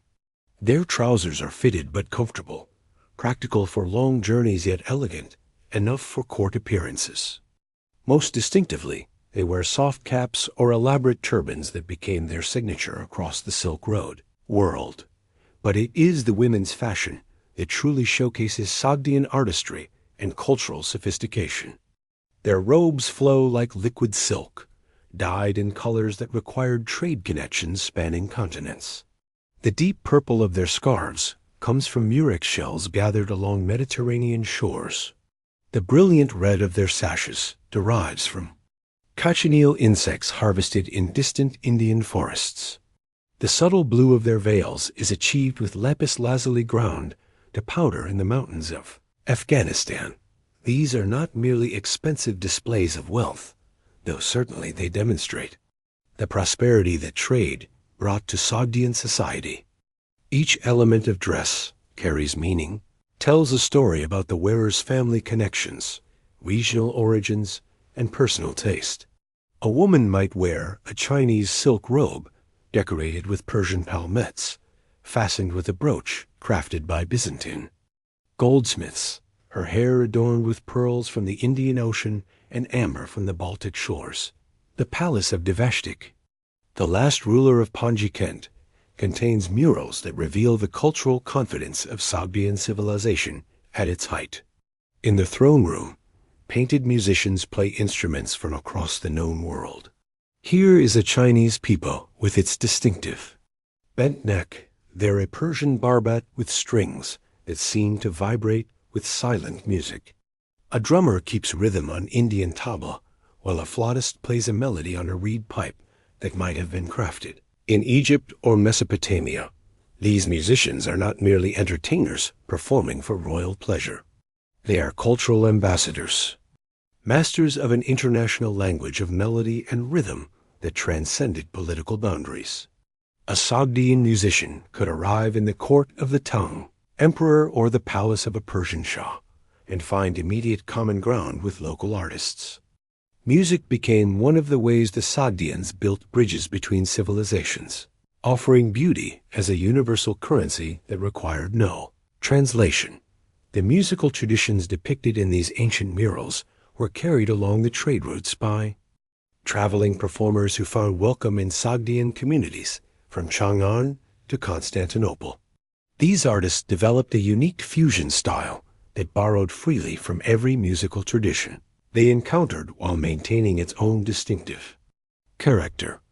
Sogdian melodies incorporated Chinese pentatonic scales, Persian rhythmic patterns, Indian improvisational techniques, and Central Asian instrumental colors. In the markets of Samarkand, you might have encountered Rustam, a master musician whose skill on the chong, a kind of Sogdian harp, was celebrated throughout Central Asia. His performances drew audiences from across the cultural spectrum. Chinese scholars found in his music the mathematical precision they admired in their own classical compositions. Persian nobles heard in his melodies the same emotional depth that they treasured in their poetry. Indian merchants recognized rhythmic patterns that echoed the sacred drums of their temples. But Rustam's true genius lay not in his ability to imitate foreign styles, but in his capacity to weave these diverse influences into something entirely new. His compositions told stories without words, painted landscapes with sound, created emotional journeys that his listeners could follow regardless of their cultural background. Through his music, a Chinese official could experience the longing of Persian love poetry, while a Persian merchant could appreciate the subtle humor of Chinese folktales. The visual arts of the Sogdians reveal a similar cultural sophistication and international awareness. Their textile designs influenced fashion from Korea to Italy. Sogdian weavers developed techniques for creating silk fabrics with patterns so complex they required specially trained craftsmen to operate the looms. These textiles were not merely luxury goods, but artistic statements, carrying Sogdian aesthetic sensibilities to the courts and temples of distant lands. The famous Sogdian pearls, roundels, containing stylized animals and mythological creatures, became one of the most recognizable motifs in early medieval art. You can find these patterns on silk fragments discovered in Egyptian tombs, on stone carvings in Chinese temples, on metalwork created in European monasteries. They represent the visual vocabulary of international trade, symbols that could be recognized and appreciated across cultural boundaries. In the workshop of Manich, a master weaver in Bukhara, apprentices spend years learning to create these intricate patterns. The process requires not just technical skill, but deep cultural knowledge. Each mythological creature has specific symbolic meaning that varies depending on the intended market. A simurgh might represent royal power when woven for a Persian client, divine protection when created for a Chinese temple, or simply exotic beauty when designed for Byzantine nobles who appreciate the artistry without understanding the symbolism. The Sogdian approach to dance, as revealed in countless painted figures, shows the same cultural fluidity and artistic confidence. Sogdian dancers incorporated movements from Central Asian shamanic traditions, Persian court ceremonies, Chinese theatrical performances, and Indian classical dance. Their performances became legendary throughout the Silk Road world, celebrated for their grace, expressiveness, and ability to tell complex stories through movement alone. In the Tang capital of Chang'an, Sogdian dancers were regular performers at imperial banquets and court celebrations. Chinese poets wrote admiringly of their skill, describing how a single Sogdian dancer could transform a formal ceremonial gathering into an evening of enchantment. These performers understood that dance was another form of international language, a way of communicating emotions and stories that transcended the barriers of spoken words. The dancer Zarnigul, who performed in the court of Emperor Xuanzong, became famous for her ability to adapt her performances to different cultural contexts while maintaining her distinctive Sogdian style. For Chinese audiences, she emphasized the precise, controlled movements that reflected Confucian ideals of harmony and balance. For Persian visitors, she incorporated the flowing, expressive gestures that echoed the emotional intensity of Persian poetry. For her fellow Sogdians, she performed the traditional dances of her homeland, movements that carried the memory of mountain winds and desert stars. The jewelry and personal ornaments depicted in Sogdian art reveal another aspect of their cultural identity. These are not mere displays of wealth, but carefully crafted statements of personal and family history. A Sogdian noblewoman might wear earrings that had been in her family for 5 generations, each link in the chain of ownership, adding to their spiritual and emotional value. Her necklace might contain stones gathered from a dozen different countries, each gem carrying the memory of a successful trading venture or diplomatic mission. The craftsmen who created these personal treasures understood that jewelry served multiple functions in Sogdian society. Obviously, it demonstrated prosperity and taste. But more importantly, it served as a kind of portable identity, a way of carrying family history and cultural connections wherever travel might lead. A Sogdian merchant arriving in a foreign city could display through his personal ornaments his family's credentials, their trading connections, their religious affiliations, and their cultural sophistication. The art of perfume and cosmetics, often overlooked in historical accounts, played a crucial role in Sogdian cultural expression. Sogdian perfumers developed complex blends that combined fragrances from across the known world. Their creations became legendary throughout the Silk Road region, sought after by nobles and merchants who understood that scent was another form of artistic expression. The perfumer Varam, working in his shop near the Great Mosque of Samarkand, maintained detailed records of his formulations, noting not just the ingredients, but the emotional effects each blend was designed to achieve.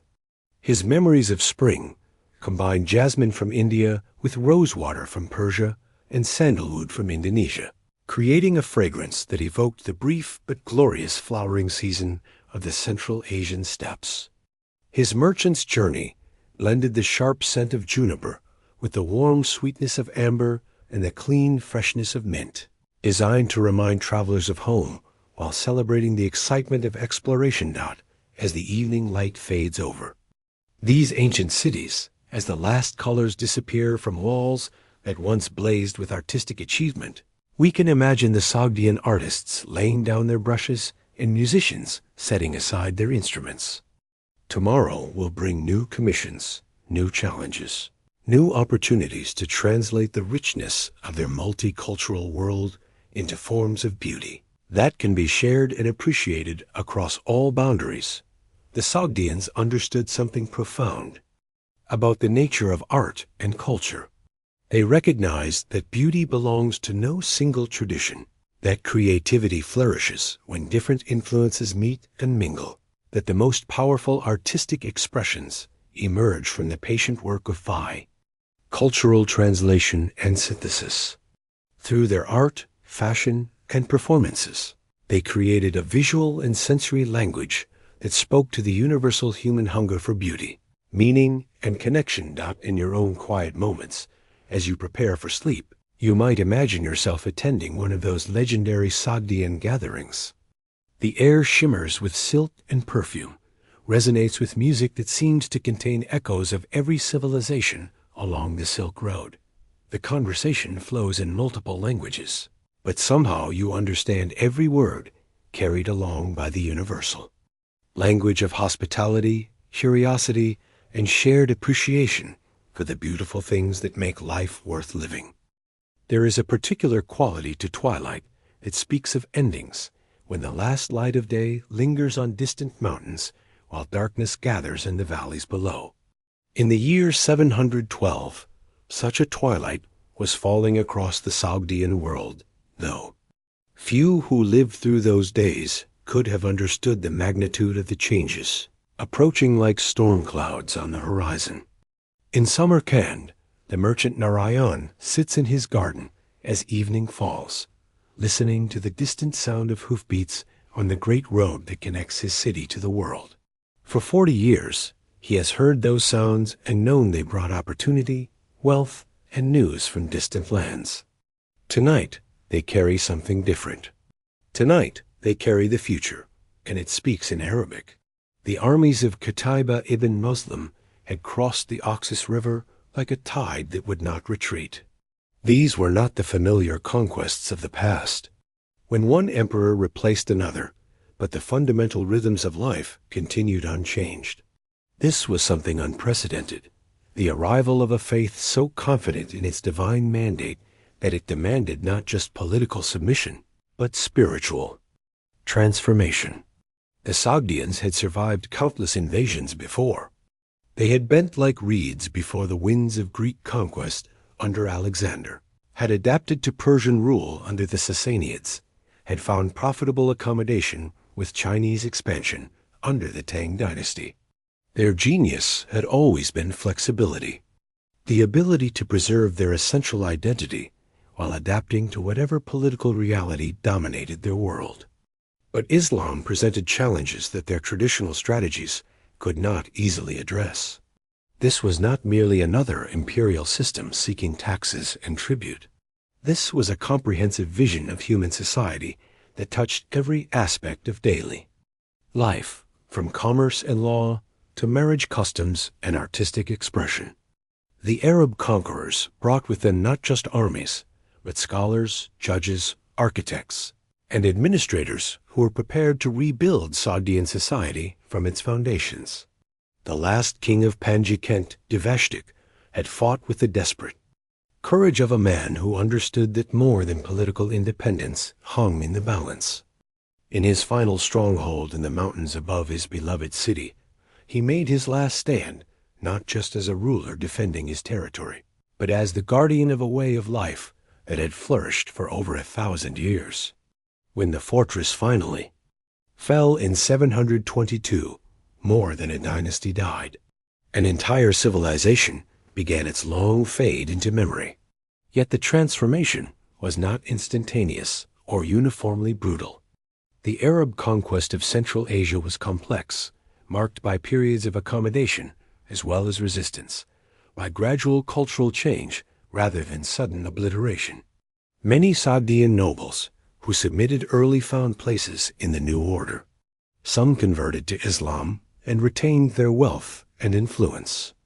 Others maintained their ancestral faith while adapting to Muslim rule, paying the jizya tax that allowed non-Muslims to practice their religion under Islamic law. In the marketplace of Bukhara, the merchant Vakshuver continues his trade much as his father did before him. The goods are the same: silk from China, spices from India, precious stones from the mountains. The routes remain familiar, though now they pass through cities where the call to prayer echoes 5 times daily from newly constructed minarets. The Arabic language begins to creep into his business correspondence, not replacing Sogdian entirely, but standing alongside it as the language of the new administration. His son, Abdallah, the name itself a sign of changing times, speaks Arabic as fluently as Sogdian. He has learned to navigate the Islamic legal system that now governs commercial disputes. He understands the new rules about interest and partnership that guide Muslim merchants. He can quote the Quran as easily as his grandfather quoted Zoroastrian prayers. Yet in the privacy of their home, when the family gathers for the evening meal, the old language still flows around the table like a river carrying the memories of their people. The changes came in layers, like sediment slowly covering an ancient riverbed. First, the political structure shifted as Arab governors replaced Sogdian kings and princes. Then, the legal system transformed as Islamic law gradually superseded traditional Sogdian customs. The economic patterns began to change as new trade networks developed that bypassed some traditional Sogdian centers while elevating others that proved more adaptable to Islamic commerce. The architectural landscape of the great cities began to shift as well. The fire temples where Sogdian Zoroastrians had worshipped for centuries were abandoned or converted to other uses. In their place rose mosques with their distinctive minarets and geometric decorations that reflected Islamic artistic principles. The painted murals that had celebrated Sogdian life with such vibrant joy were covered with whitewash or allowed to fade into obscurity, their representational art incompatible with the new religious sensibilities. Perhaps most significantly, the educational system that had preserved Sogdian culture began to transform. The traditional schools where children learned to read and write and narrate. Sogdian script gave way to madrasas, where Arabic became the language of learning. Islamic theology and jurisprudence replaced the diverse religious and philosophical traditions that had flourished under Sogdian patronage. The ancient literature of the Sogdian people, their poetry, their histories, their religious texts, began to seem irrelevant to young people preparing to succeed in an Islamic world. The great Sogdian merchant families faced a choice that would determine not just their economic survival, but the fate of their cultural heritage.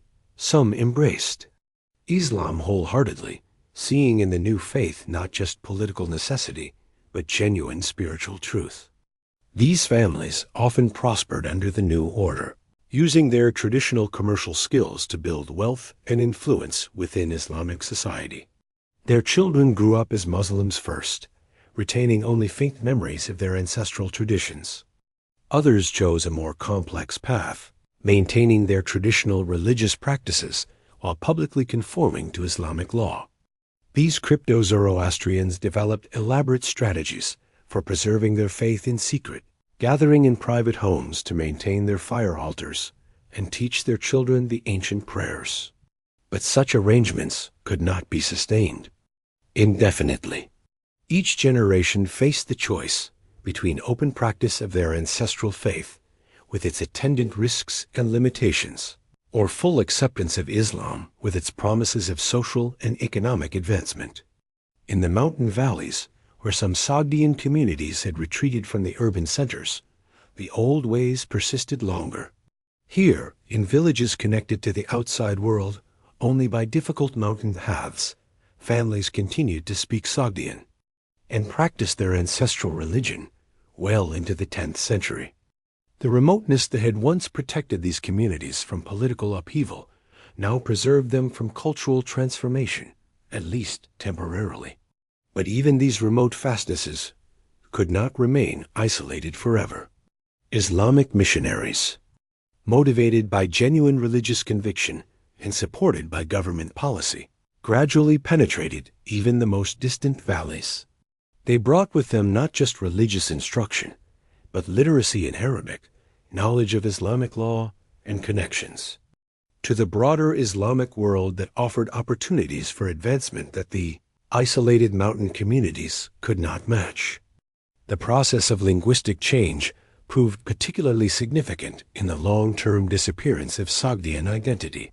Language had been the fundamental marker of Sogdian community, the thread that connected merchants in Chang'an with their cousins. In Merv, the vehicle through which cultural knowledge passed from generation to generation, as Arabic became the language of religion, law, and learning, and as Persian emerged as the preferred language of poetry and high culture in the Islamic world, Sogdian gradually retreated into increasingly limited spheres of use. By the 9th century, Sogdian had largely disappeared from written use, except in a few specialized contexts. The beautiful script that had once carried Sogdian letters across continents was replaced by Arabic letters adapted for local languages. The vast literature that had been composed in Sogdian, the epic poems, the religious texts, the commercial handbooks, began to seem as foreign to local inhabitants as writings in any completely unknown language. The transformation was not always peaceful. The revolt of Muqana, the veiled prophet, in the 770s drew support from many who saw in his movement a chance to restore the old order. His followers included not just Sogdian nobles who had lost power under Arab rule, but also ordinary farmers and craftsmen who felt displaced by the new social arrangements. The brutal suppression of this revolt marked one of the final attempts to reverse the Islamic transformation of Central Asia. Yet even as the political and religious structure of Sogdian society dissolved, certain elements of their culture proved remarkably persistent. Sogdian commercial techniques continued to influence trade practices throughout Central Asia. Their artistic motifs appeared in Islamic decorative arts, transformed but recognizable. Their architectural knowledge contributed to the distinctive style of Central Asian Islamic architecture. Most importantly, their genius for cross-cultural communication found new expression in the Islamic world's own international networks. Many of the great merchant families of the early Islamic period traced their ancestry to Sogdian forebears, even as they had fully adopted Islamic identity. They retained the cultural flexibility, the linguistic skills, and the international perspective that had made their ancestors successful, applying these talents to the new opportunities that Islamic civilization created. In some sense, the Sogdian diaspora continued, but now as Muslims trading within the Dar al-Islam, rather than as Zoroastrians, connecting different civilizations. The final stage of Sogdian disappearance was perhaps the most poignant, the gradual loss of memory. By the 11th century, when the historian al-Biruni traveled through Central Asia, he found elderly inhabitants who could still remember fragments of Sogdian language and customs, but who regarded these as curiosities from a distant past rather than living traditions. The great cities that had once been centers of Sogdian civilization, Samarkand, Bukhara, Merv, were now thoroughly Islamic in character, their populations having long since forgotten their pre-Islamic heritage. The archaeological record tells the story of this cultural amnesia with heartbreaking clarity. The magnificent painted halls of Panjikent, abandoned when the city was conquered, gradually filled with sand and debris.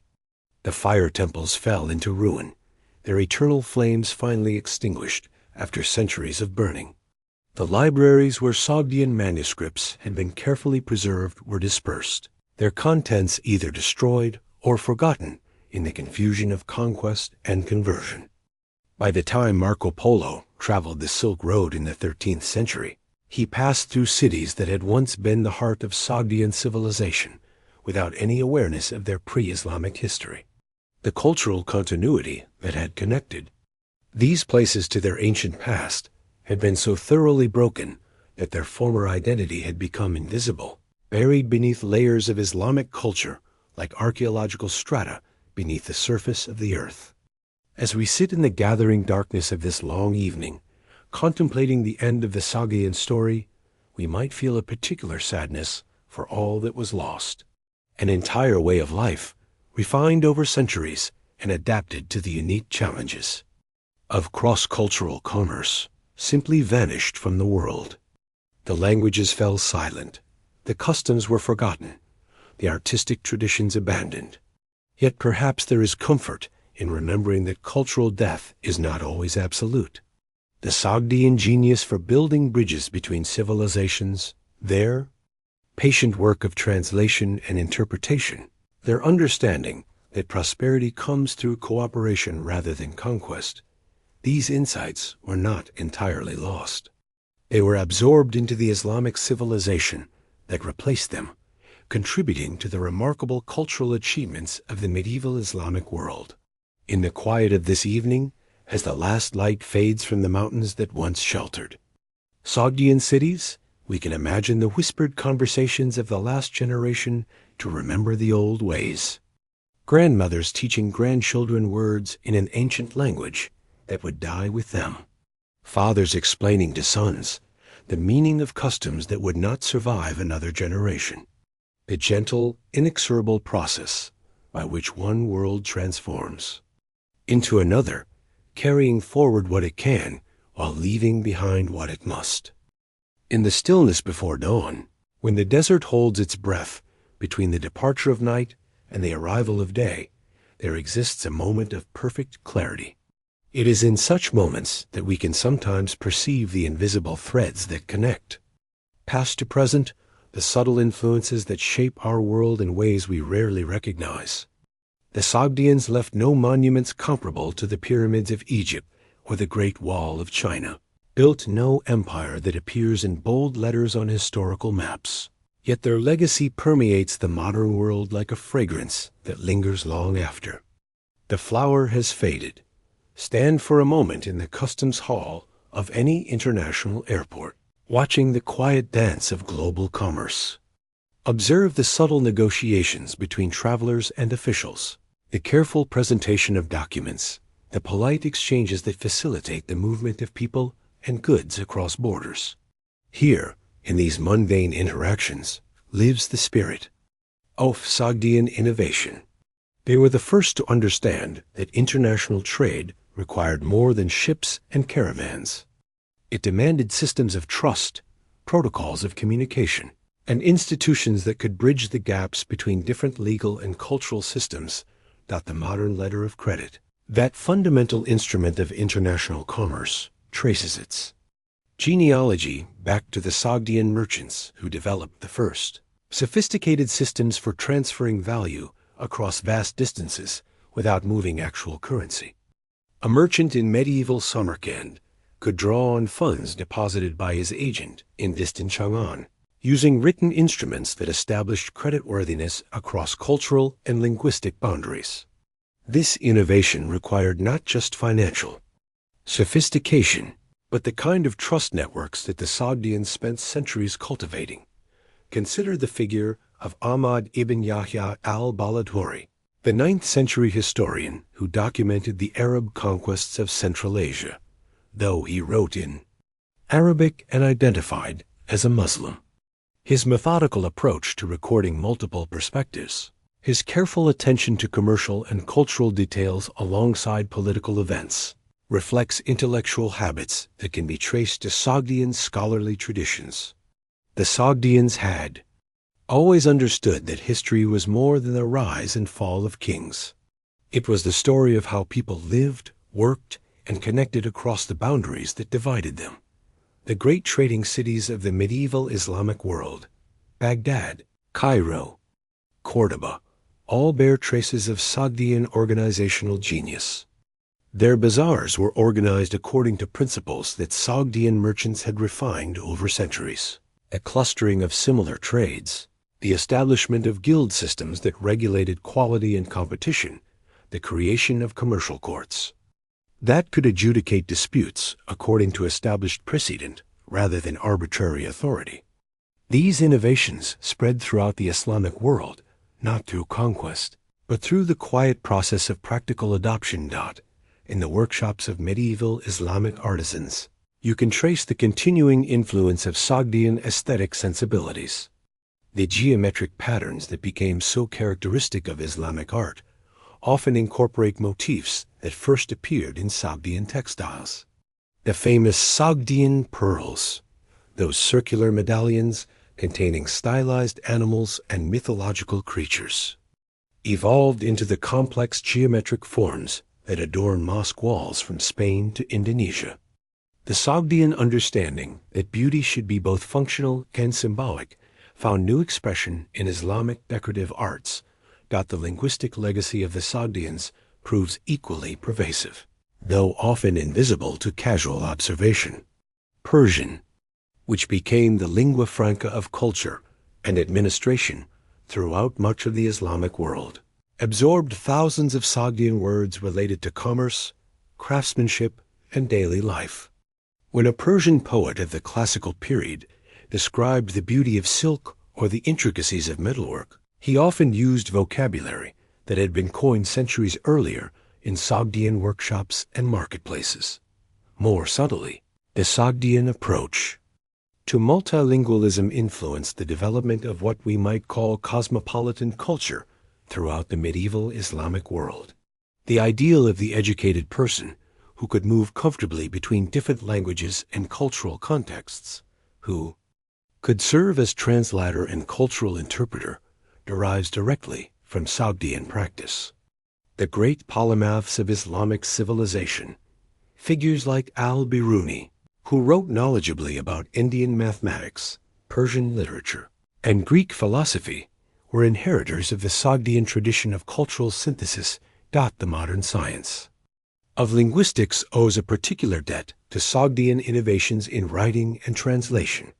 The Sogdians were among the first to develop systematic approaches to rendering foreign sounds in their own script, creating what were essentially the first practical systems of phonetic transcription.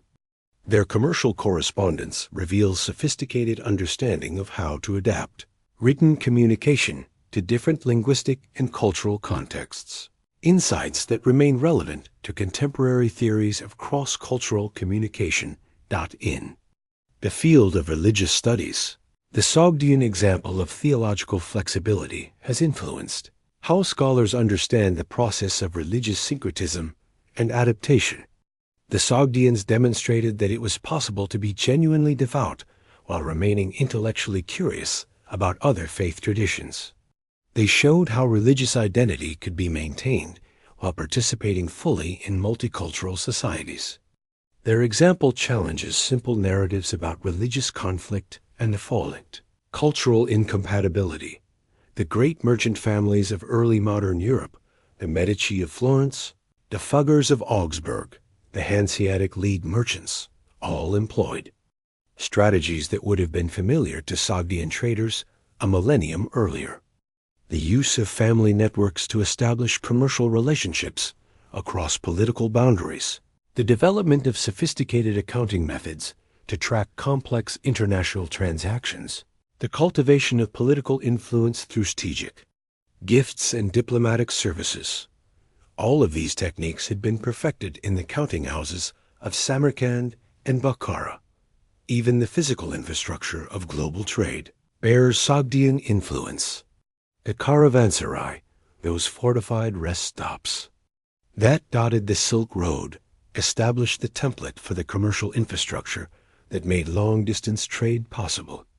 Their design principles, secure storage for valuable goods, accommodation for merchants and their animals, facilities for conducting business and gathering information, can be recognized in everything from medieval European trading posts to modern container ports. The Sogdian understanding of cultural translation has profound relevance for our contemporary globalized world. They were among the first to recognize that successful international engagement required more than economic exchange. It demanded genuine cultural curiosity and the patient work of building understanding across difference. Their merchants were trained not just in accounting and logistics, but in the subtle arts of reading cultural cues, adapting communication styles to different audiences, and finding common ground between apparently incompatible WORL, DVI, EWS. The realm of diplomacy. The Sogdian model of the merchant ambassador established precedents that continue to influence international relations. They demonstrated that commercial relationships could serve as foundations for political cooperation, that economic interdependence could reduce the likelihood of armed conflict, that patient negotiation often achieved more than military pressure. Modern theories of economic diplomacy and soft power projection can trace their intellectual ancestry to practices first developed in Sogdian trading communities. The Sogdian approach to urban planning left subtle but lasting influences on city development throughout Central and Western Asia. Their understanding of how to create commercial districts that could accommodate diverse populations, their innovations in water management and waste disposal, their integration of residential and commercial spaces. All of these urban planning concepts were absorbed into the growing cities of the Islamic world and continue to influence urban development today. Perhaps most importantly, the Sogdians demonstrated that it was possible to create wealth and prosperity through cooperation rather than conquest. Their commercial success was built on mutual benefit rather than exploitation, on the creation of value rather than its extraction. They showed that different cultures could not only coexist, but could actively enrich each other through patient interaction and exchange. The modern global economy, for all its complexity and technological sophistication, operates according to principles that the Sogdians would recognize immediately. The importance of reputation and trust in facilitating transactions, the role of information networks in creating market opportunities, the value of cultural fluency in building international relationships. These fundamental aspects of global commerce were understood and practiced by Sogdian merchants more than 1,000 years before the invention of the Internet. In the field of education, the Sogdian model of multilingual, multicultural learning continues to influence pedagogical approaches throughout the world. Their understanding that true education must prepare students to navigate diverse cultural contexts, that linguistic ability should be combined with cultural sensitivity, that learning is a lifelong process of adaptation and growth. These insights remain relevant to contemporary discussions about global education and cultural competency. The archaeological rediscovery of Sogdian civilization in the 20th century has provided modern scholars with invaluable case studies in cultural adaptation, commercial innovation, and peaceful coexistence. The excavations at Panjikent, the decipherment of Sogdian documents found along the Silk Road, the analysis of Sogdian artistic and architectural remains, all of this scholarly work has enriched our understanding of how civilizations develop, interact, and evolve. The Sogdian example offers particular hope in our contemporary world, where cultural differences often seem to generate conflict rather than creativity. They demonstrated that diversity could be a source of strength rather than division, that different traditions could enrich rather than threaten each other, that prosperity could be built through inclusion rather than exclusion. Their legacy suggests that the challenges of globalization are not unprecedented, that human ingenuity has before found ways to create connection across difference. In the digital networks that now connect our planet, we can recognize echoes of the invisible empire that the Sogdians created through patient relationship building and cultural bridge building. Like the ancient Sogdian merchants, modern global citizens must learn to navigate multiple languages and cultural contexts, to build trust across vast distances, to create value through cooperation and exchange. The Sogdian story reminds us that the most important human achievements are often the least visible, that the work of building understanding and creating connection may leave fewer monuments than the work of conquest and domination, but ultimately proves more enduring. Their legacy lives not in stone and bronze, but in the continuing human capacity for curiosity, adaptation, and peaceful cooperation. As the first light of dawn touches the mountains where Sogdian cities once flourished, as the morning breeze carries the scent of desert flowers across lands where their caravans once traveled, we can imagine their spirits nodding with quiet satisfaction. They would recognize in our interconnected world the fulfillment of their ancient dream, a planet where differences in language and custom need not prevent cooperation, where the patient work of building trust can create prosperity for all, where the invisible threads of human connection prove stronger than the visible barriers that seem to divide us.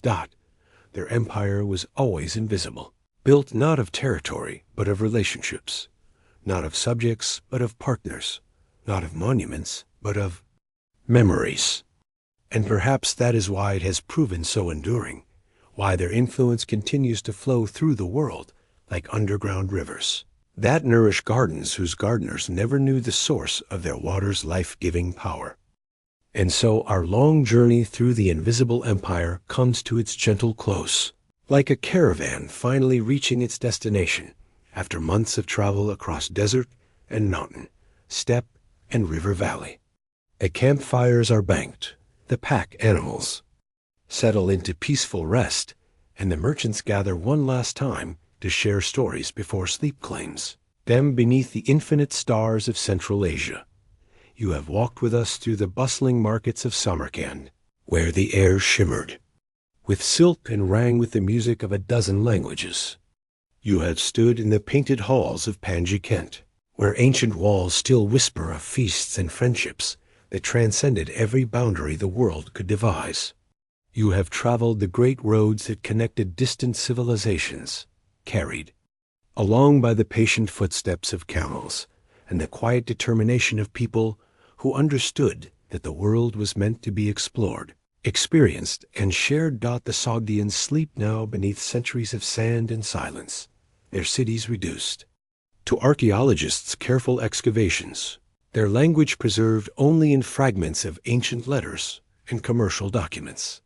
Yet in the stillness of this evening, as you prepare for your own rest, you might feel their presence lingering like the last notes of a half-remembered melody, like the fading scent of flowers from a garden you visited in childhood dreams. Close your eyes and let your mind drift back to those ancient evenings when Sogdian families gathered in their courtyards, as the day's heat gave way to the cool breath of night. Imagine the gentle murmur of conversation as parents shared the day's news with their children, as grandmothers passed down stories that had been told for 1,000 years, as merchants counted their profits by lamplight while planning tomorrow's ventures. In Samarkand, the eternal city that has witnessed the rise and fall of empires, the stars still shine with the same cold fire that guided ancient caravans across trackless wastes. The constellation they called the Celestial Caravan still wheels overhead, its stellar camels carrying their burden of starlight across the dark highways of heaven. The same wind that once filled the sails of Sogdian merchants on the Oxus River still whispers through the poplar groves, carrying with it the memory of voices speaking words in a language that time has nearly forgotten. If you listen carefully, in the silence between one breath and the next, you might hear echoes of that ancient conversation that connected Sogdian communities across half the world. A merchant in Shangnan sharing news with his cousin in Merv, a grandmother in Panjikent teaching her granddaughter the names of herbs that grew in gardens beside the Zarafshan River, a young trader in Dunhong writing a letter to his beloved. In distant Bukhara, the words flowing like silk across paper that would carry his heart's message over mountains and deserts to the one who waited for his return. These were the true treasures that the Sogdians carried along the Silk Road, more precious than Chinese silk or Persian pearls, more valuable than Roman glass or Indian spices. They carried human connection itself, the patient work of building understanding between strangers, the gentle art of finding common ground across every difference that seemed to divide the world into separate, isolated fragments. In your dreams tonight, you might find yourself walking through the nighttime streets of ancient Samarkand, your footsteps silent on stones worn smooth by centuries of travelers. The houses around you glow with the warm light of oil lamps, and through open doorways you glimpse scenes of domestic peace. Families gathered around low tables sharing the evening meal, children listening wide-eyed to stories of distant lands, craftsmen working by lamplight on objects of beauty that will carry their skill and imagination to corners of the world they will never see.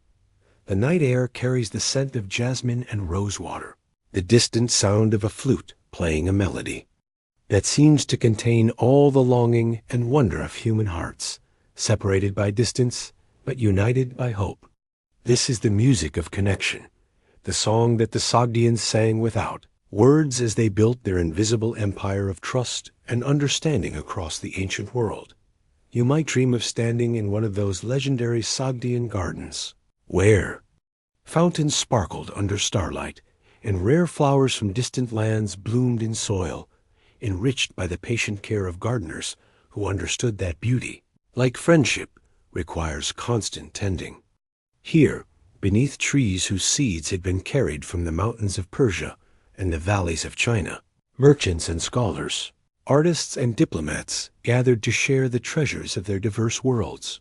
The conversation flows around you like water over stones, sometimes in languages you recognize, sometimes in tongues that have been silent for 1,000 years, but always with the universal rhythm of human beings discovering in each other the miraculous fact that underneath all their differences, they share the same hopes, the same dreams, the same fundamental need for connection and understanding. As the night deepens, the voices grow softer, the laughter more gentle, until finally there is only the whisper of wind through leaves and the distant sound of a night bird calling to its mate across the darkness. One by one, the lamps are extinguished, the conversations end, and the great city settles into sleep. secure in the knowledge that tomorrow will bring new opportunities for discovery, new chances to build bridges across the spaces that seem to separate human hearts.